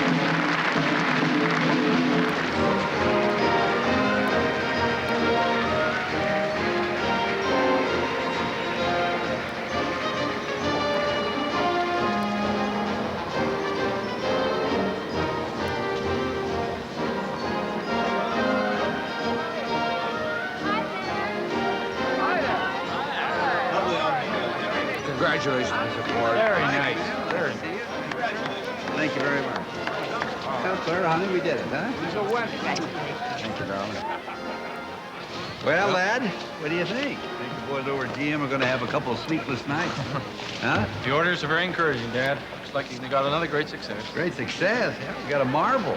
A marble car, just like the other model. Dad, you know we're going to have to sell over $1 million just to break even? We lost a lot of money on the changeover. It was inefficient. It was poorly managed. Are you aware of how much we lost? How much? In excess of $180 million. And we're still losing money because we can't speed up the line. Edsel, son, you worry too much about money. You should be proud of this new model car. You should be proud of it. We've got to start thinking of ourselves as a business, not just a motor company. Yeah. Why won't you let me organize for it, like a corporation? That's why GM beat us in the past. Congratulations, Mr. Ford. You must be very proud. Edsel? I'll talk to you in a minute. Is that where you getting your fancy management ideas from that banker brother-in-law of yours? Is that where it's coming from? Dad, these are personal investments we've made with Ernest and some other people in a group of banks. Edsel, you know how I feel about bankers. I feel the same way about them as I do those bucket brokers. They're a bunch of crooks. Most of them are Jews. The Jews have got all the gold. The gold is what makes the banks run. You know that. Ernest is as Jewish as I am. You scratch any banker, and most of them are Jews. I don't care. Besides, I don't want you around with those people. This is a personal matter. I've worked very hard for my money, and I'm going to manage it as I see fit. Yeah, well, you're going to lose your money, young man. Show's a hit, boss. Well, You're still number one. There's some people wouldn't agree with you. You talking about Edsel? Yeah. I'd just say he's hanging out with a bad crowd. That's not apple juice he's drinking. He knows how I feel about drinking. He knows I support prohibition. He knows that, damn it. You want I should find out what he's got in his private liquor closet? You can do that. Mm-hmm. Full inventory on your desk tomorrow morning. Harry, you're a marvel.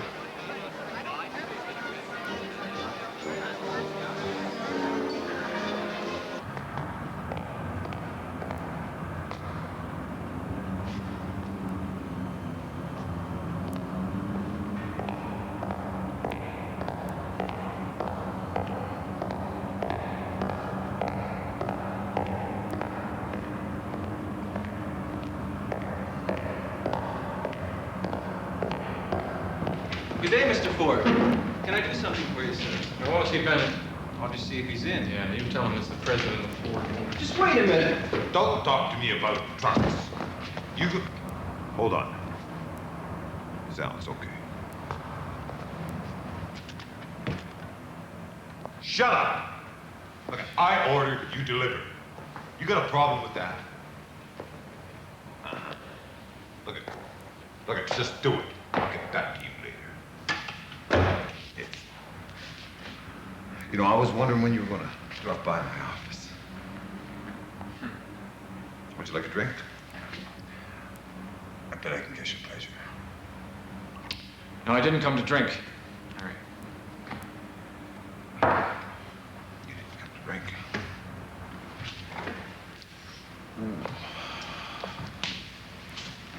Then it's gotta be talk. You're good at talk, aren't you? I came to tell you that things are going to be different. I happen to know that you consort with known criminals. Now, hold on a second. My friends aren't like your No, fancy no, Grosse I just Pointe. don't mean the bootleggers. I mean the whole of organized crime in Detroit. They pay you, and you provide favors all the way down the line. Now, you don't deny that, Harry. No, I don't. As of today, you're through. You're saying I'm fired? Yes. That's what I said. I want you and your men out of here this afternoon. Edsel. Let me give you a little fashion tip. Do you ever wonder why I always wear a bow tie? It's because during confrontations, you can grab it. You want me to call Daddy? Do you need that kind of reminder as to who runs this place? Who runs Ford? If he had his choice between you and I, who do you think he'd want to call son? You get out of here. You get out of here.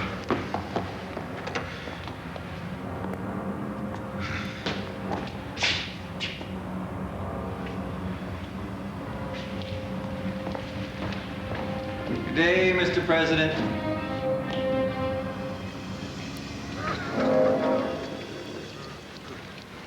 What else to do?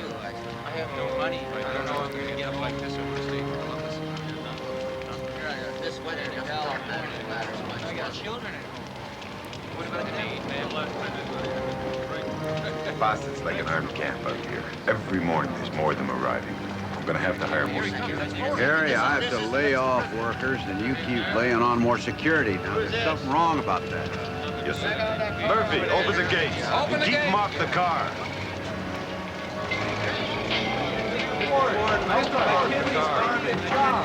Get off the car! Get off the car! Take it easy, Harry. Damn it all, the depression's not their fault. Yeah? Where they smell it. It's not them that smell, it's Wall Street. Wall Street caused the depression, not the workers, damn it. Those are the latest reports. Take it away, Luigi.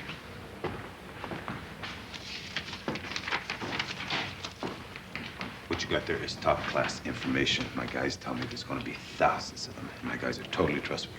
Well, they ought to be. We pay you. They're going to be marching on the Rouge plant. Some crazy stunt about hunger. Hunger? And get this. Guess who's organizing it? Well, the damn union. Worse, or maybe better. The Young Communist League. The Reds? What do you want me to do about it? Whatever you have to do to save the plant.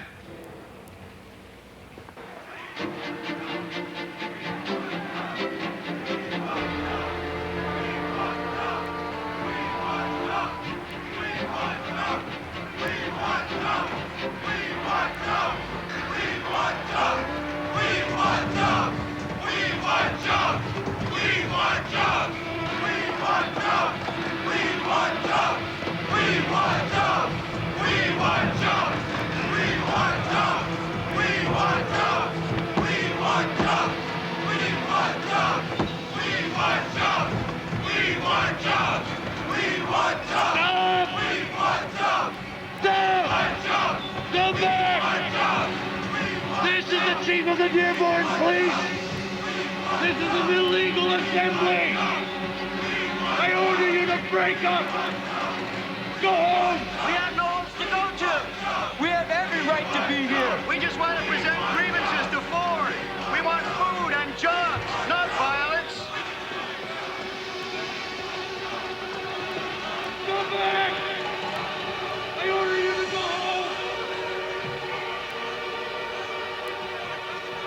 All right, let the Reds have it. All right, then, give them tear gas. Tear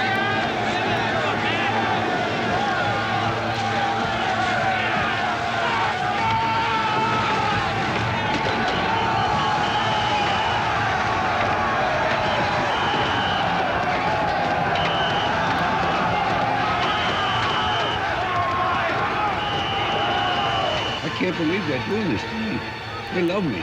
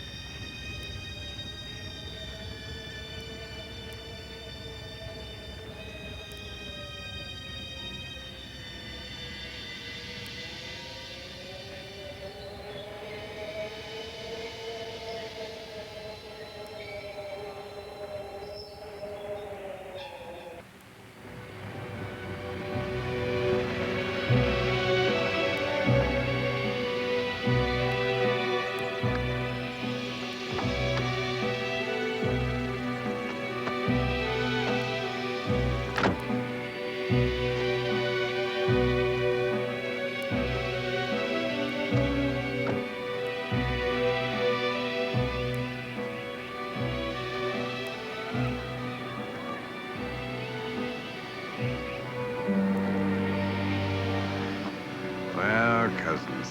Mr. Ford? Been quite a while. Seems like only yesterday you went ahead and shipped my cars. Seems like only yesterday you fired me. Well, Cousins... United States Senator Cousins. Oh, is that right? What'd you do? Come down here to get my vote? No, I came here as head of the Senate Subcommittee on Banking. I see. Seems there's quite a bit of trouble with this Guardian group your son's involved with. You leave Edsel out of it. He's got nothing to do with that bunch. On the contrary, he's only a prime investor in a group whose business practices are unethical, if not outright illegal. Got nothing to do with me. As a matter of fact, it does. You're going to bail Guardian out. A public act of contrition, as it were. The great Henry Ford struggling to save his reputation. My reputation is I hate banks, I hate bankers. Let them fail. It will fail. I'm going to recommend the government not give the loan your son's group so desperately requires. Takes more than a few hot words from a little senator to scare me. And Edsel? What about your son? You'll abandon him? What's that supposed to mean? I happen to know that your son's ruined if Guardian fails. Really, Mr. Ford, you should take better care of your little boy.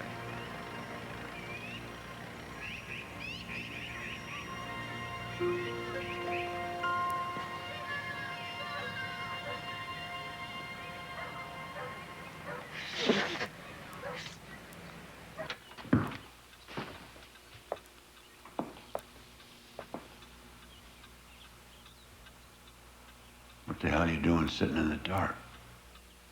Maybe it's the new austerity. So you're here to view the remains?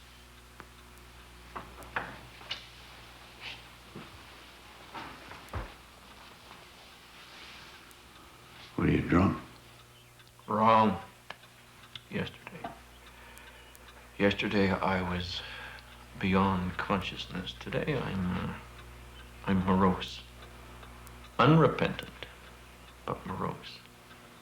How bad is it, son? How broke are you? Speak up. You talk money, want to hear. 20 million. All gone. If the bank fails. It'll fail.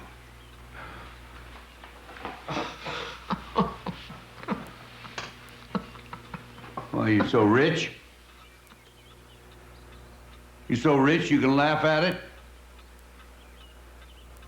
What about your family? What about Henry, too? No, it's just so funny.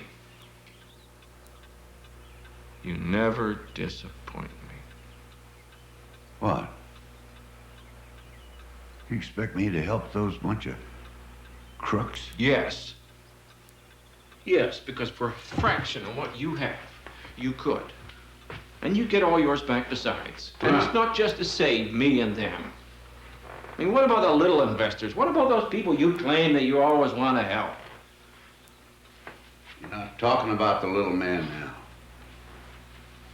You're not talking about the little man. You're talking about a bunch of fools. There we go. Yeah, Sermon on the Mount. You ever listen to what... Yes, I listen, because I'm right.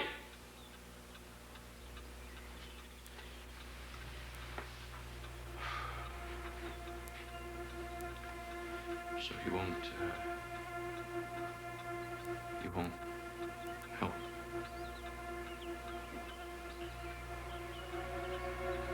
I'll help you, son, but I won't help those bunch of banker crooks.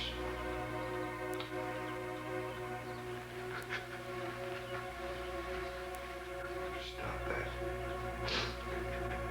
No. I'm not crying for me.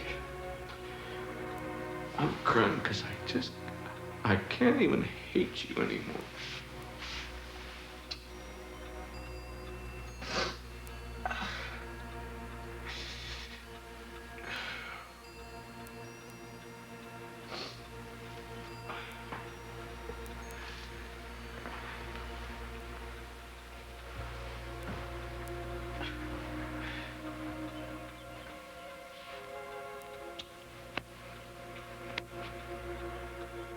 I'll put a couple million in your account, son, and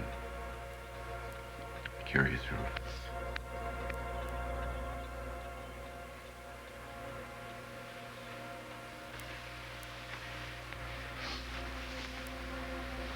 You remember when you were about 11, 12 years old, you used to come down to the plant after school. I'd see your books on my desk. I look forward to that moment every day.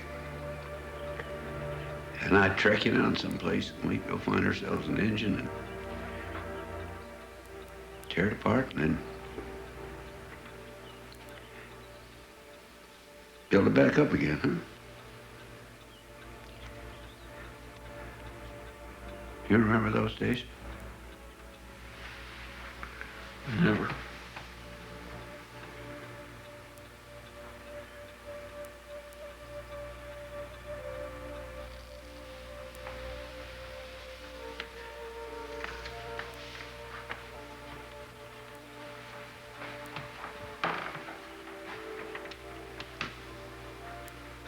You don't remember.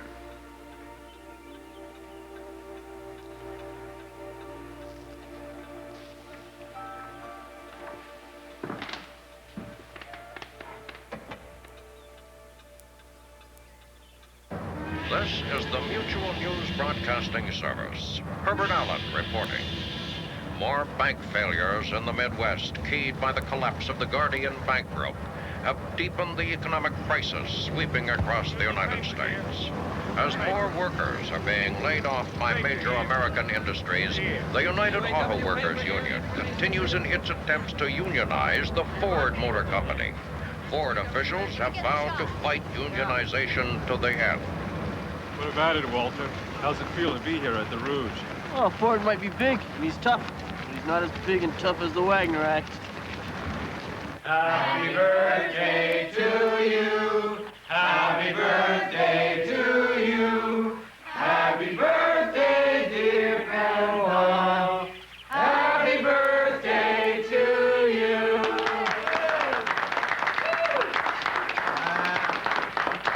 Well, that's all right. That's all right. It looks like my tea got stuck in the icing there, though. Well, I guess I'm supposed to blow all these out. I couldn't do it when I was half my age, so I'm going to have some help. Henry second, Clay, Benson, Come on. Josephine, get over here and help your granddad. All right, when I say go, all right? On your mark, get set, go!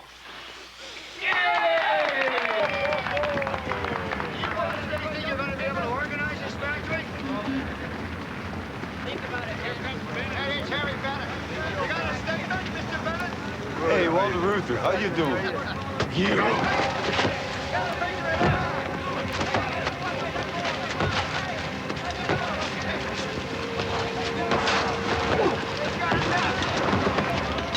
it all. I'm getting it. I can't believe it. There, get it over there. Get it over there. Take it. Get over it. What's that camera?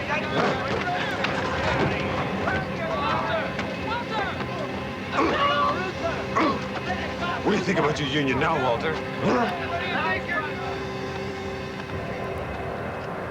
All right, announcement. Dad, I've got a stack of telegrams here with good wishes, but I'm just going to read one of them.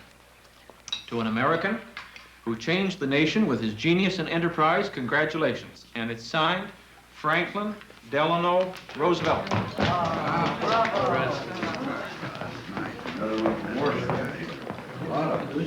at these. These are the nice ones. Mr. Ford. Yeah? Might I be so forward as to introduce myself? Gernhard von Klaus, German Consul General.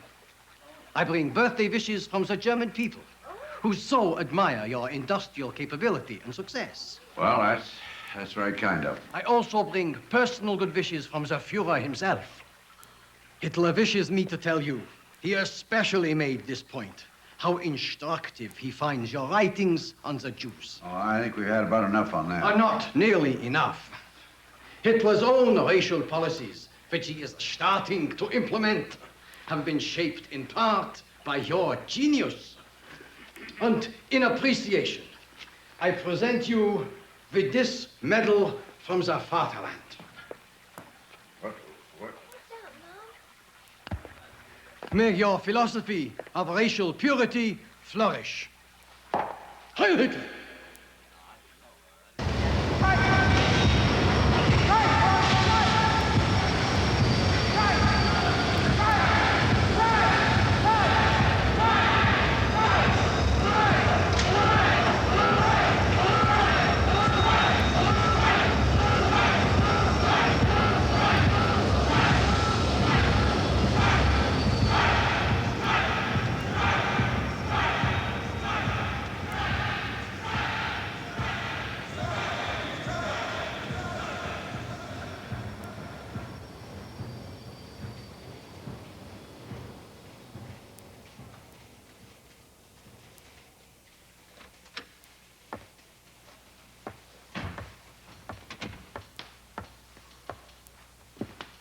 Pull over. How'd it go? Well, it depends how you feel about the union at Ford. What do you mean? They voted to certify the United Auto Workers. We begin negotiations in the morning.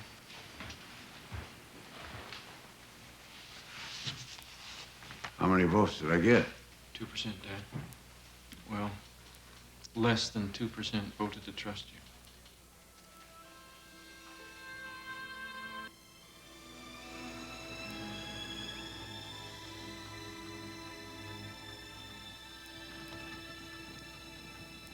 We interrupt our regular programming to bring you a news flash.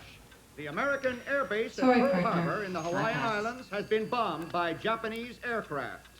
First reports say that several American warships sunk or severely damaged. They've bombed Pearl Harbor. We heard they broke into the football game.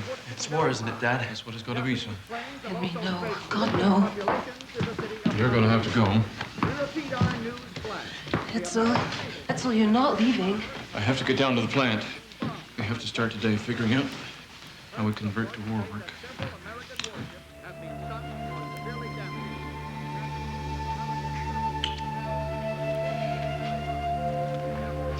It'll be very late.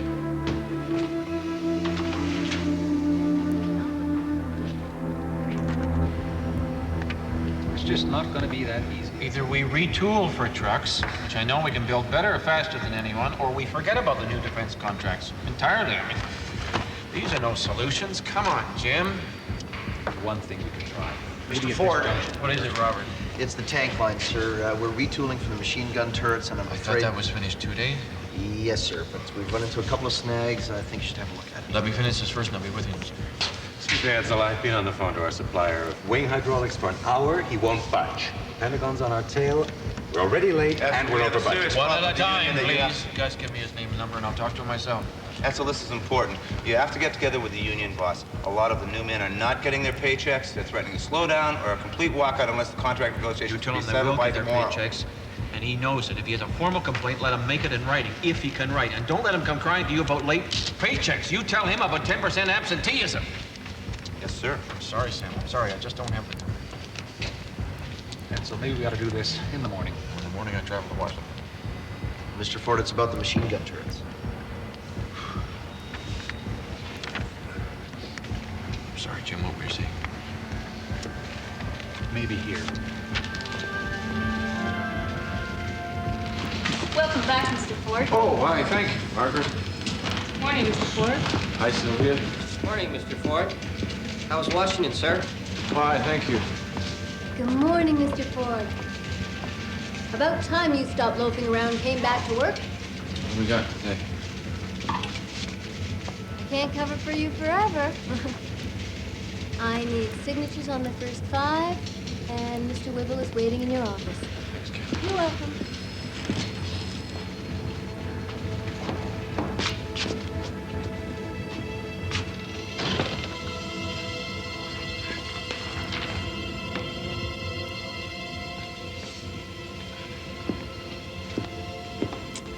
Morning, Gus.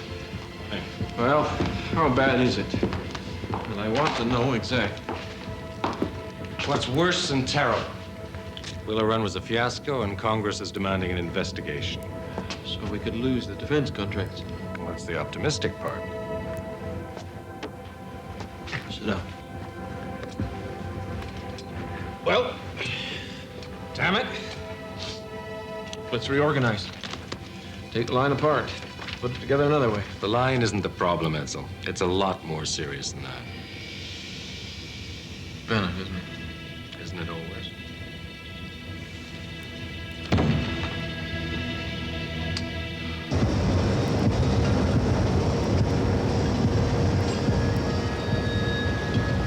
Dad! Dad! We've got to talk about Willow Run. Harry Bennett is still subcontracting to his gangster friends. The production chief was in my office. I tell you, Bud, if we'd had this fellow and us making that first car, we would have really had something, Edsel. Dad, now listen to me. Congress is going to investigate why we can't make our quotas. That first car. We've got to clean house now, or we're going to lose the Really defense something. contract. Your mother and I used to bundle you up in that blanket, and it was cold, I tell you. Cold. Dad, listen. Please now concentrate. Willow Run. Never a car like this. Model T, perfect car. Perfect car.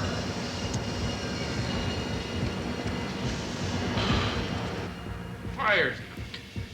Can't. He just can't do that. Not without my permission. He did. Your dad signed the order. He signed it with a pen. He knew about the corruption on the supply contracts. I just... Not even for him. I just came by to say goodbye, and thanks for all you've done. If you're ever running the company, I hope you'll remember me. No, I'm fine. I'm fine. Excuse me. So what I mean to say is, we all think you're a real gentleman, Edsel, and a lot of us hung on as long as we could in the hope that one day you'd really be in charge and we could make Ford the place that...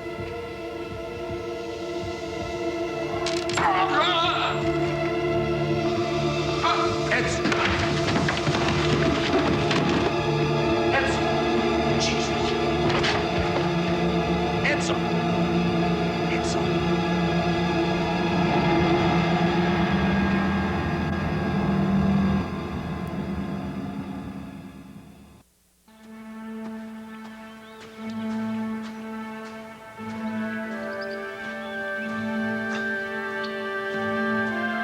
Hey, boss. You ready to go to work? Harry, do you think I was too tough on him? I don't know. If it had been me, you wouldn't have been too tough.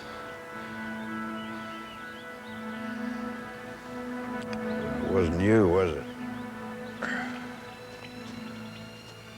Only had one, son. Still got me. You know, boss, there's something real important we gotta discuss. Emerson always said it was the thing to do. I always believed in Emerson. The company needs a president. No. Nobody knows the company better than I do.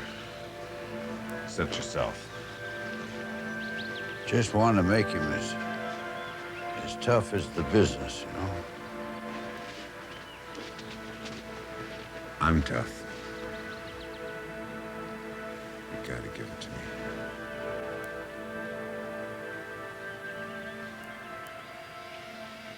Harry, what the devil are you talking about? Make me president of Ford. I'm the son you got left. Give me the company.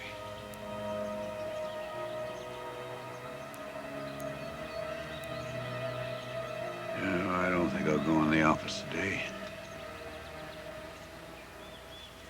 I think I'll go on back out here.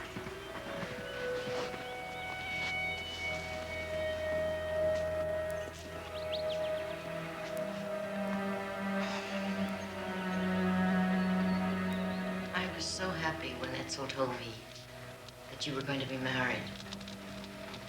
I thought finally my son will be happy at last. No one deserved it more. I have just one question. Please, help me understand one thing. How could you let it happen? You were his mother. Why didn't you protect him? I tried. I honestly tried.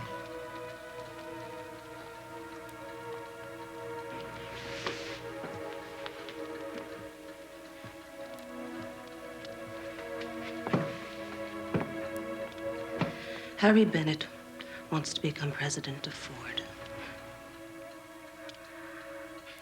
That's not possible. That's not possible. No. It's a sacrilege.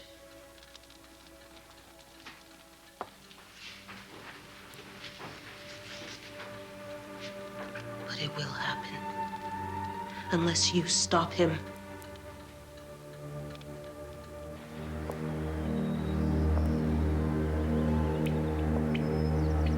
Henry?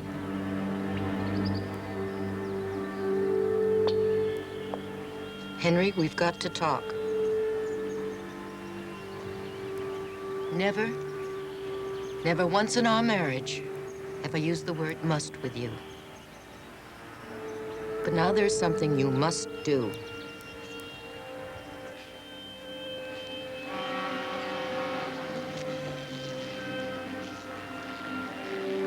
Mr. Ford? Sir! Pack your things, you're moving out. Where to, sir? I don't know, but your order's a personal authorization from the Secretary of the Navy.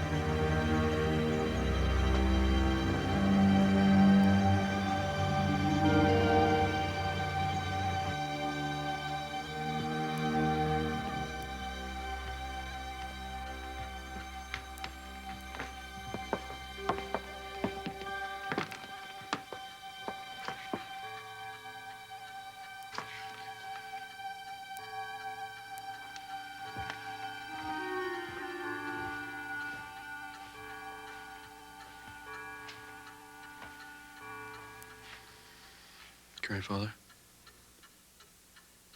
Grandfather?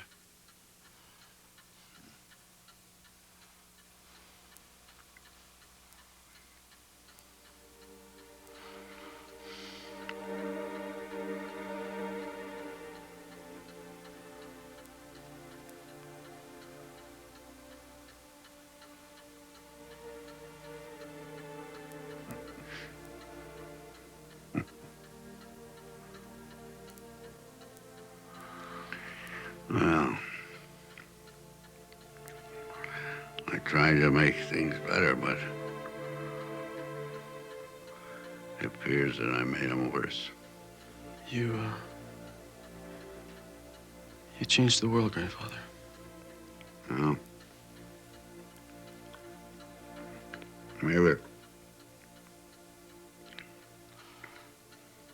maybe you can do a better job. That's not good enough. Say it, Grandfather. I want to hear it directly. I'm letting go. I'm giving up the damn presidency. I'll only take it if I have a completely free hand to make any changes that I want. Only. Only. You want conditions for the greatest job in the world. You, Mr. High and Mighty United States Naval Officer. Only.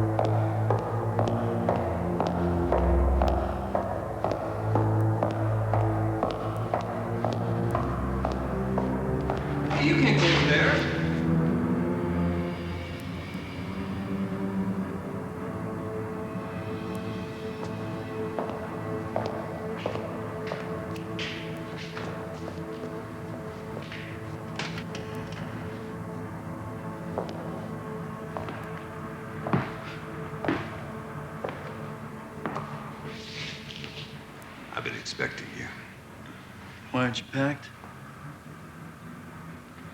You know, I was in the Navy. The working man's Navy. And I think I got a pretty good idea just how tough you are. How about a drink? Harry, I'm president now. I don't need your help. Sally? Yeah, boss? The old man on the line for me. You know, your father tried to fire me once. Did he ever tell you about that? We had to set him straight on just what titles mean down here in the basement. So you drink up. You're gonna need it.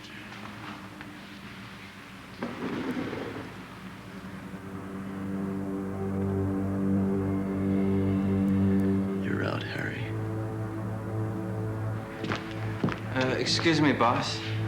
What? He won't take your call. What are you talking about? The switchboard said those was his orders. If Harry Bennett phones, he's not to be put through.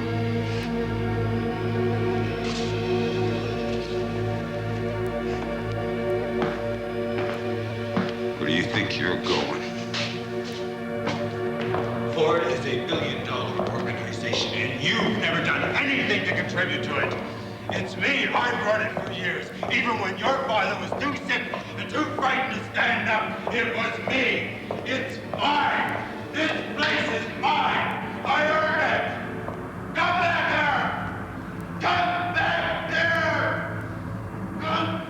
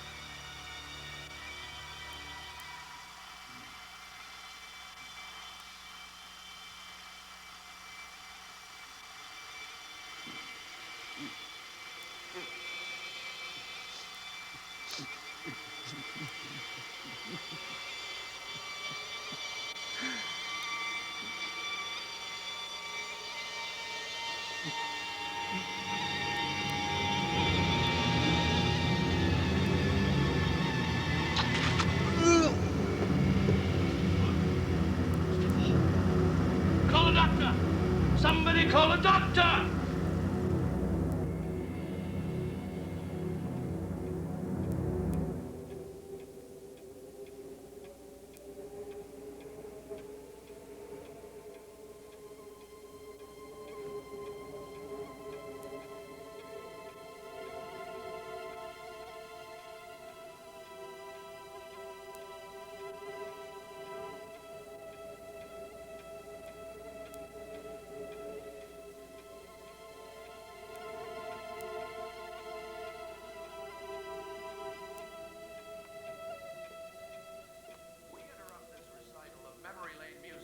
Our listeners a weather update for the Detroit area.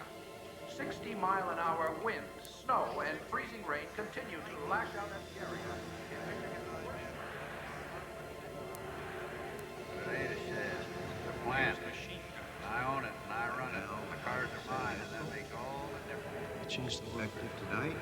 National Guard troops have been directed to the Ford assembly plant, where floodwaters threaten not only the company's buildings, but hundreds of Ford automobiles.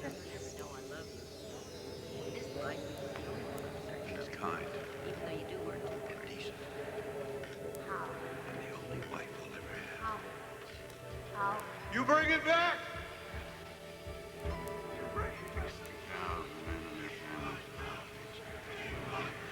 List.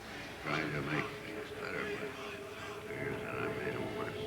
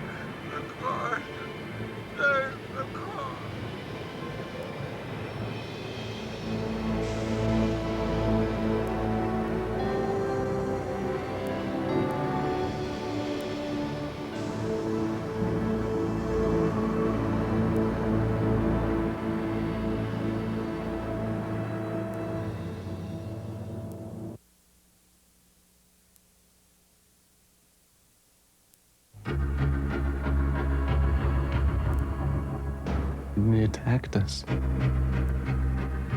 Fire, gunshots. I saw my parents get killed. They were shot. Somehow I got away. What happened? I don't know. He was just laying in the road about a mile back. Shh. It's all right. You're safe now. I'll look after you. I can't call you Darkly. Lee's all right, isn't it? Don't do that. Being naked isn't the same as sex, you know. It's a sin. Well, surely God meant for us to enjoy ourselves. I never met anyone like you before. I know. I think about you. I'd like you to be a part of our family. Don't spoil anything.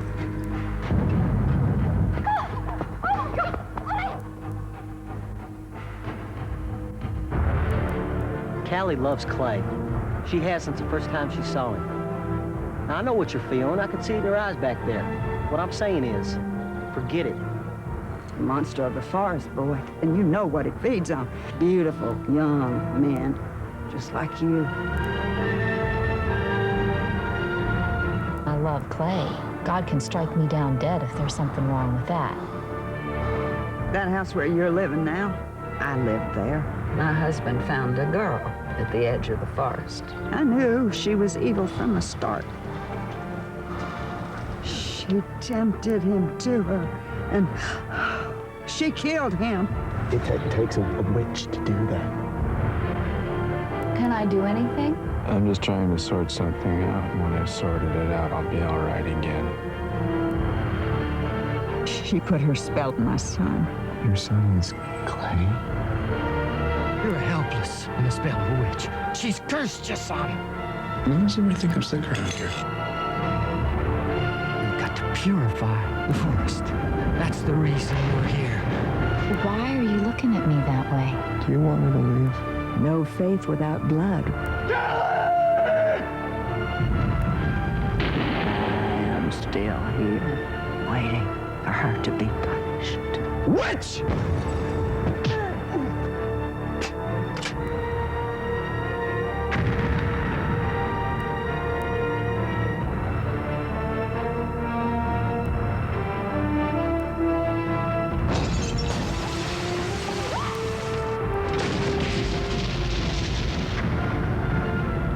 I'm your punishment. For my walk in the dark.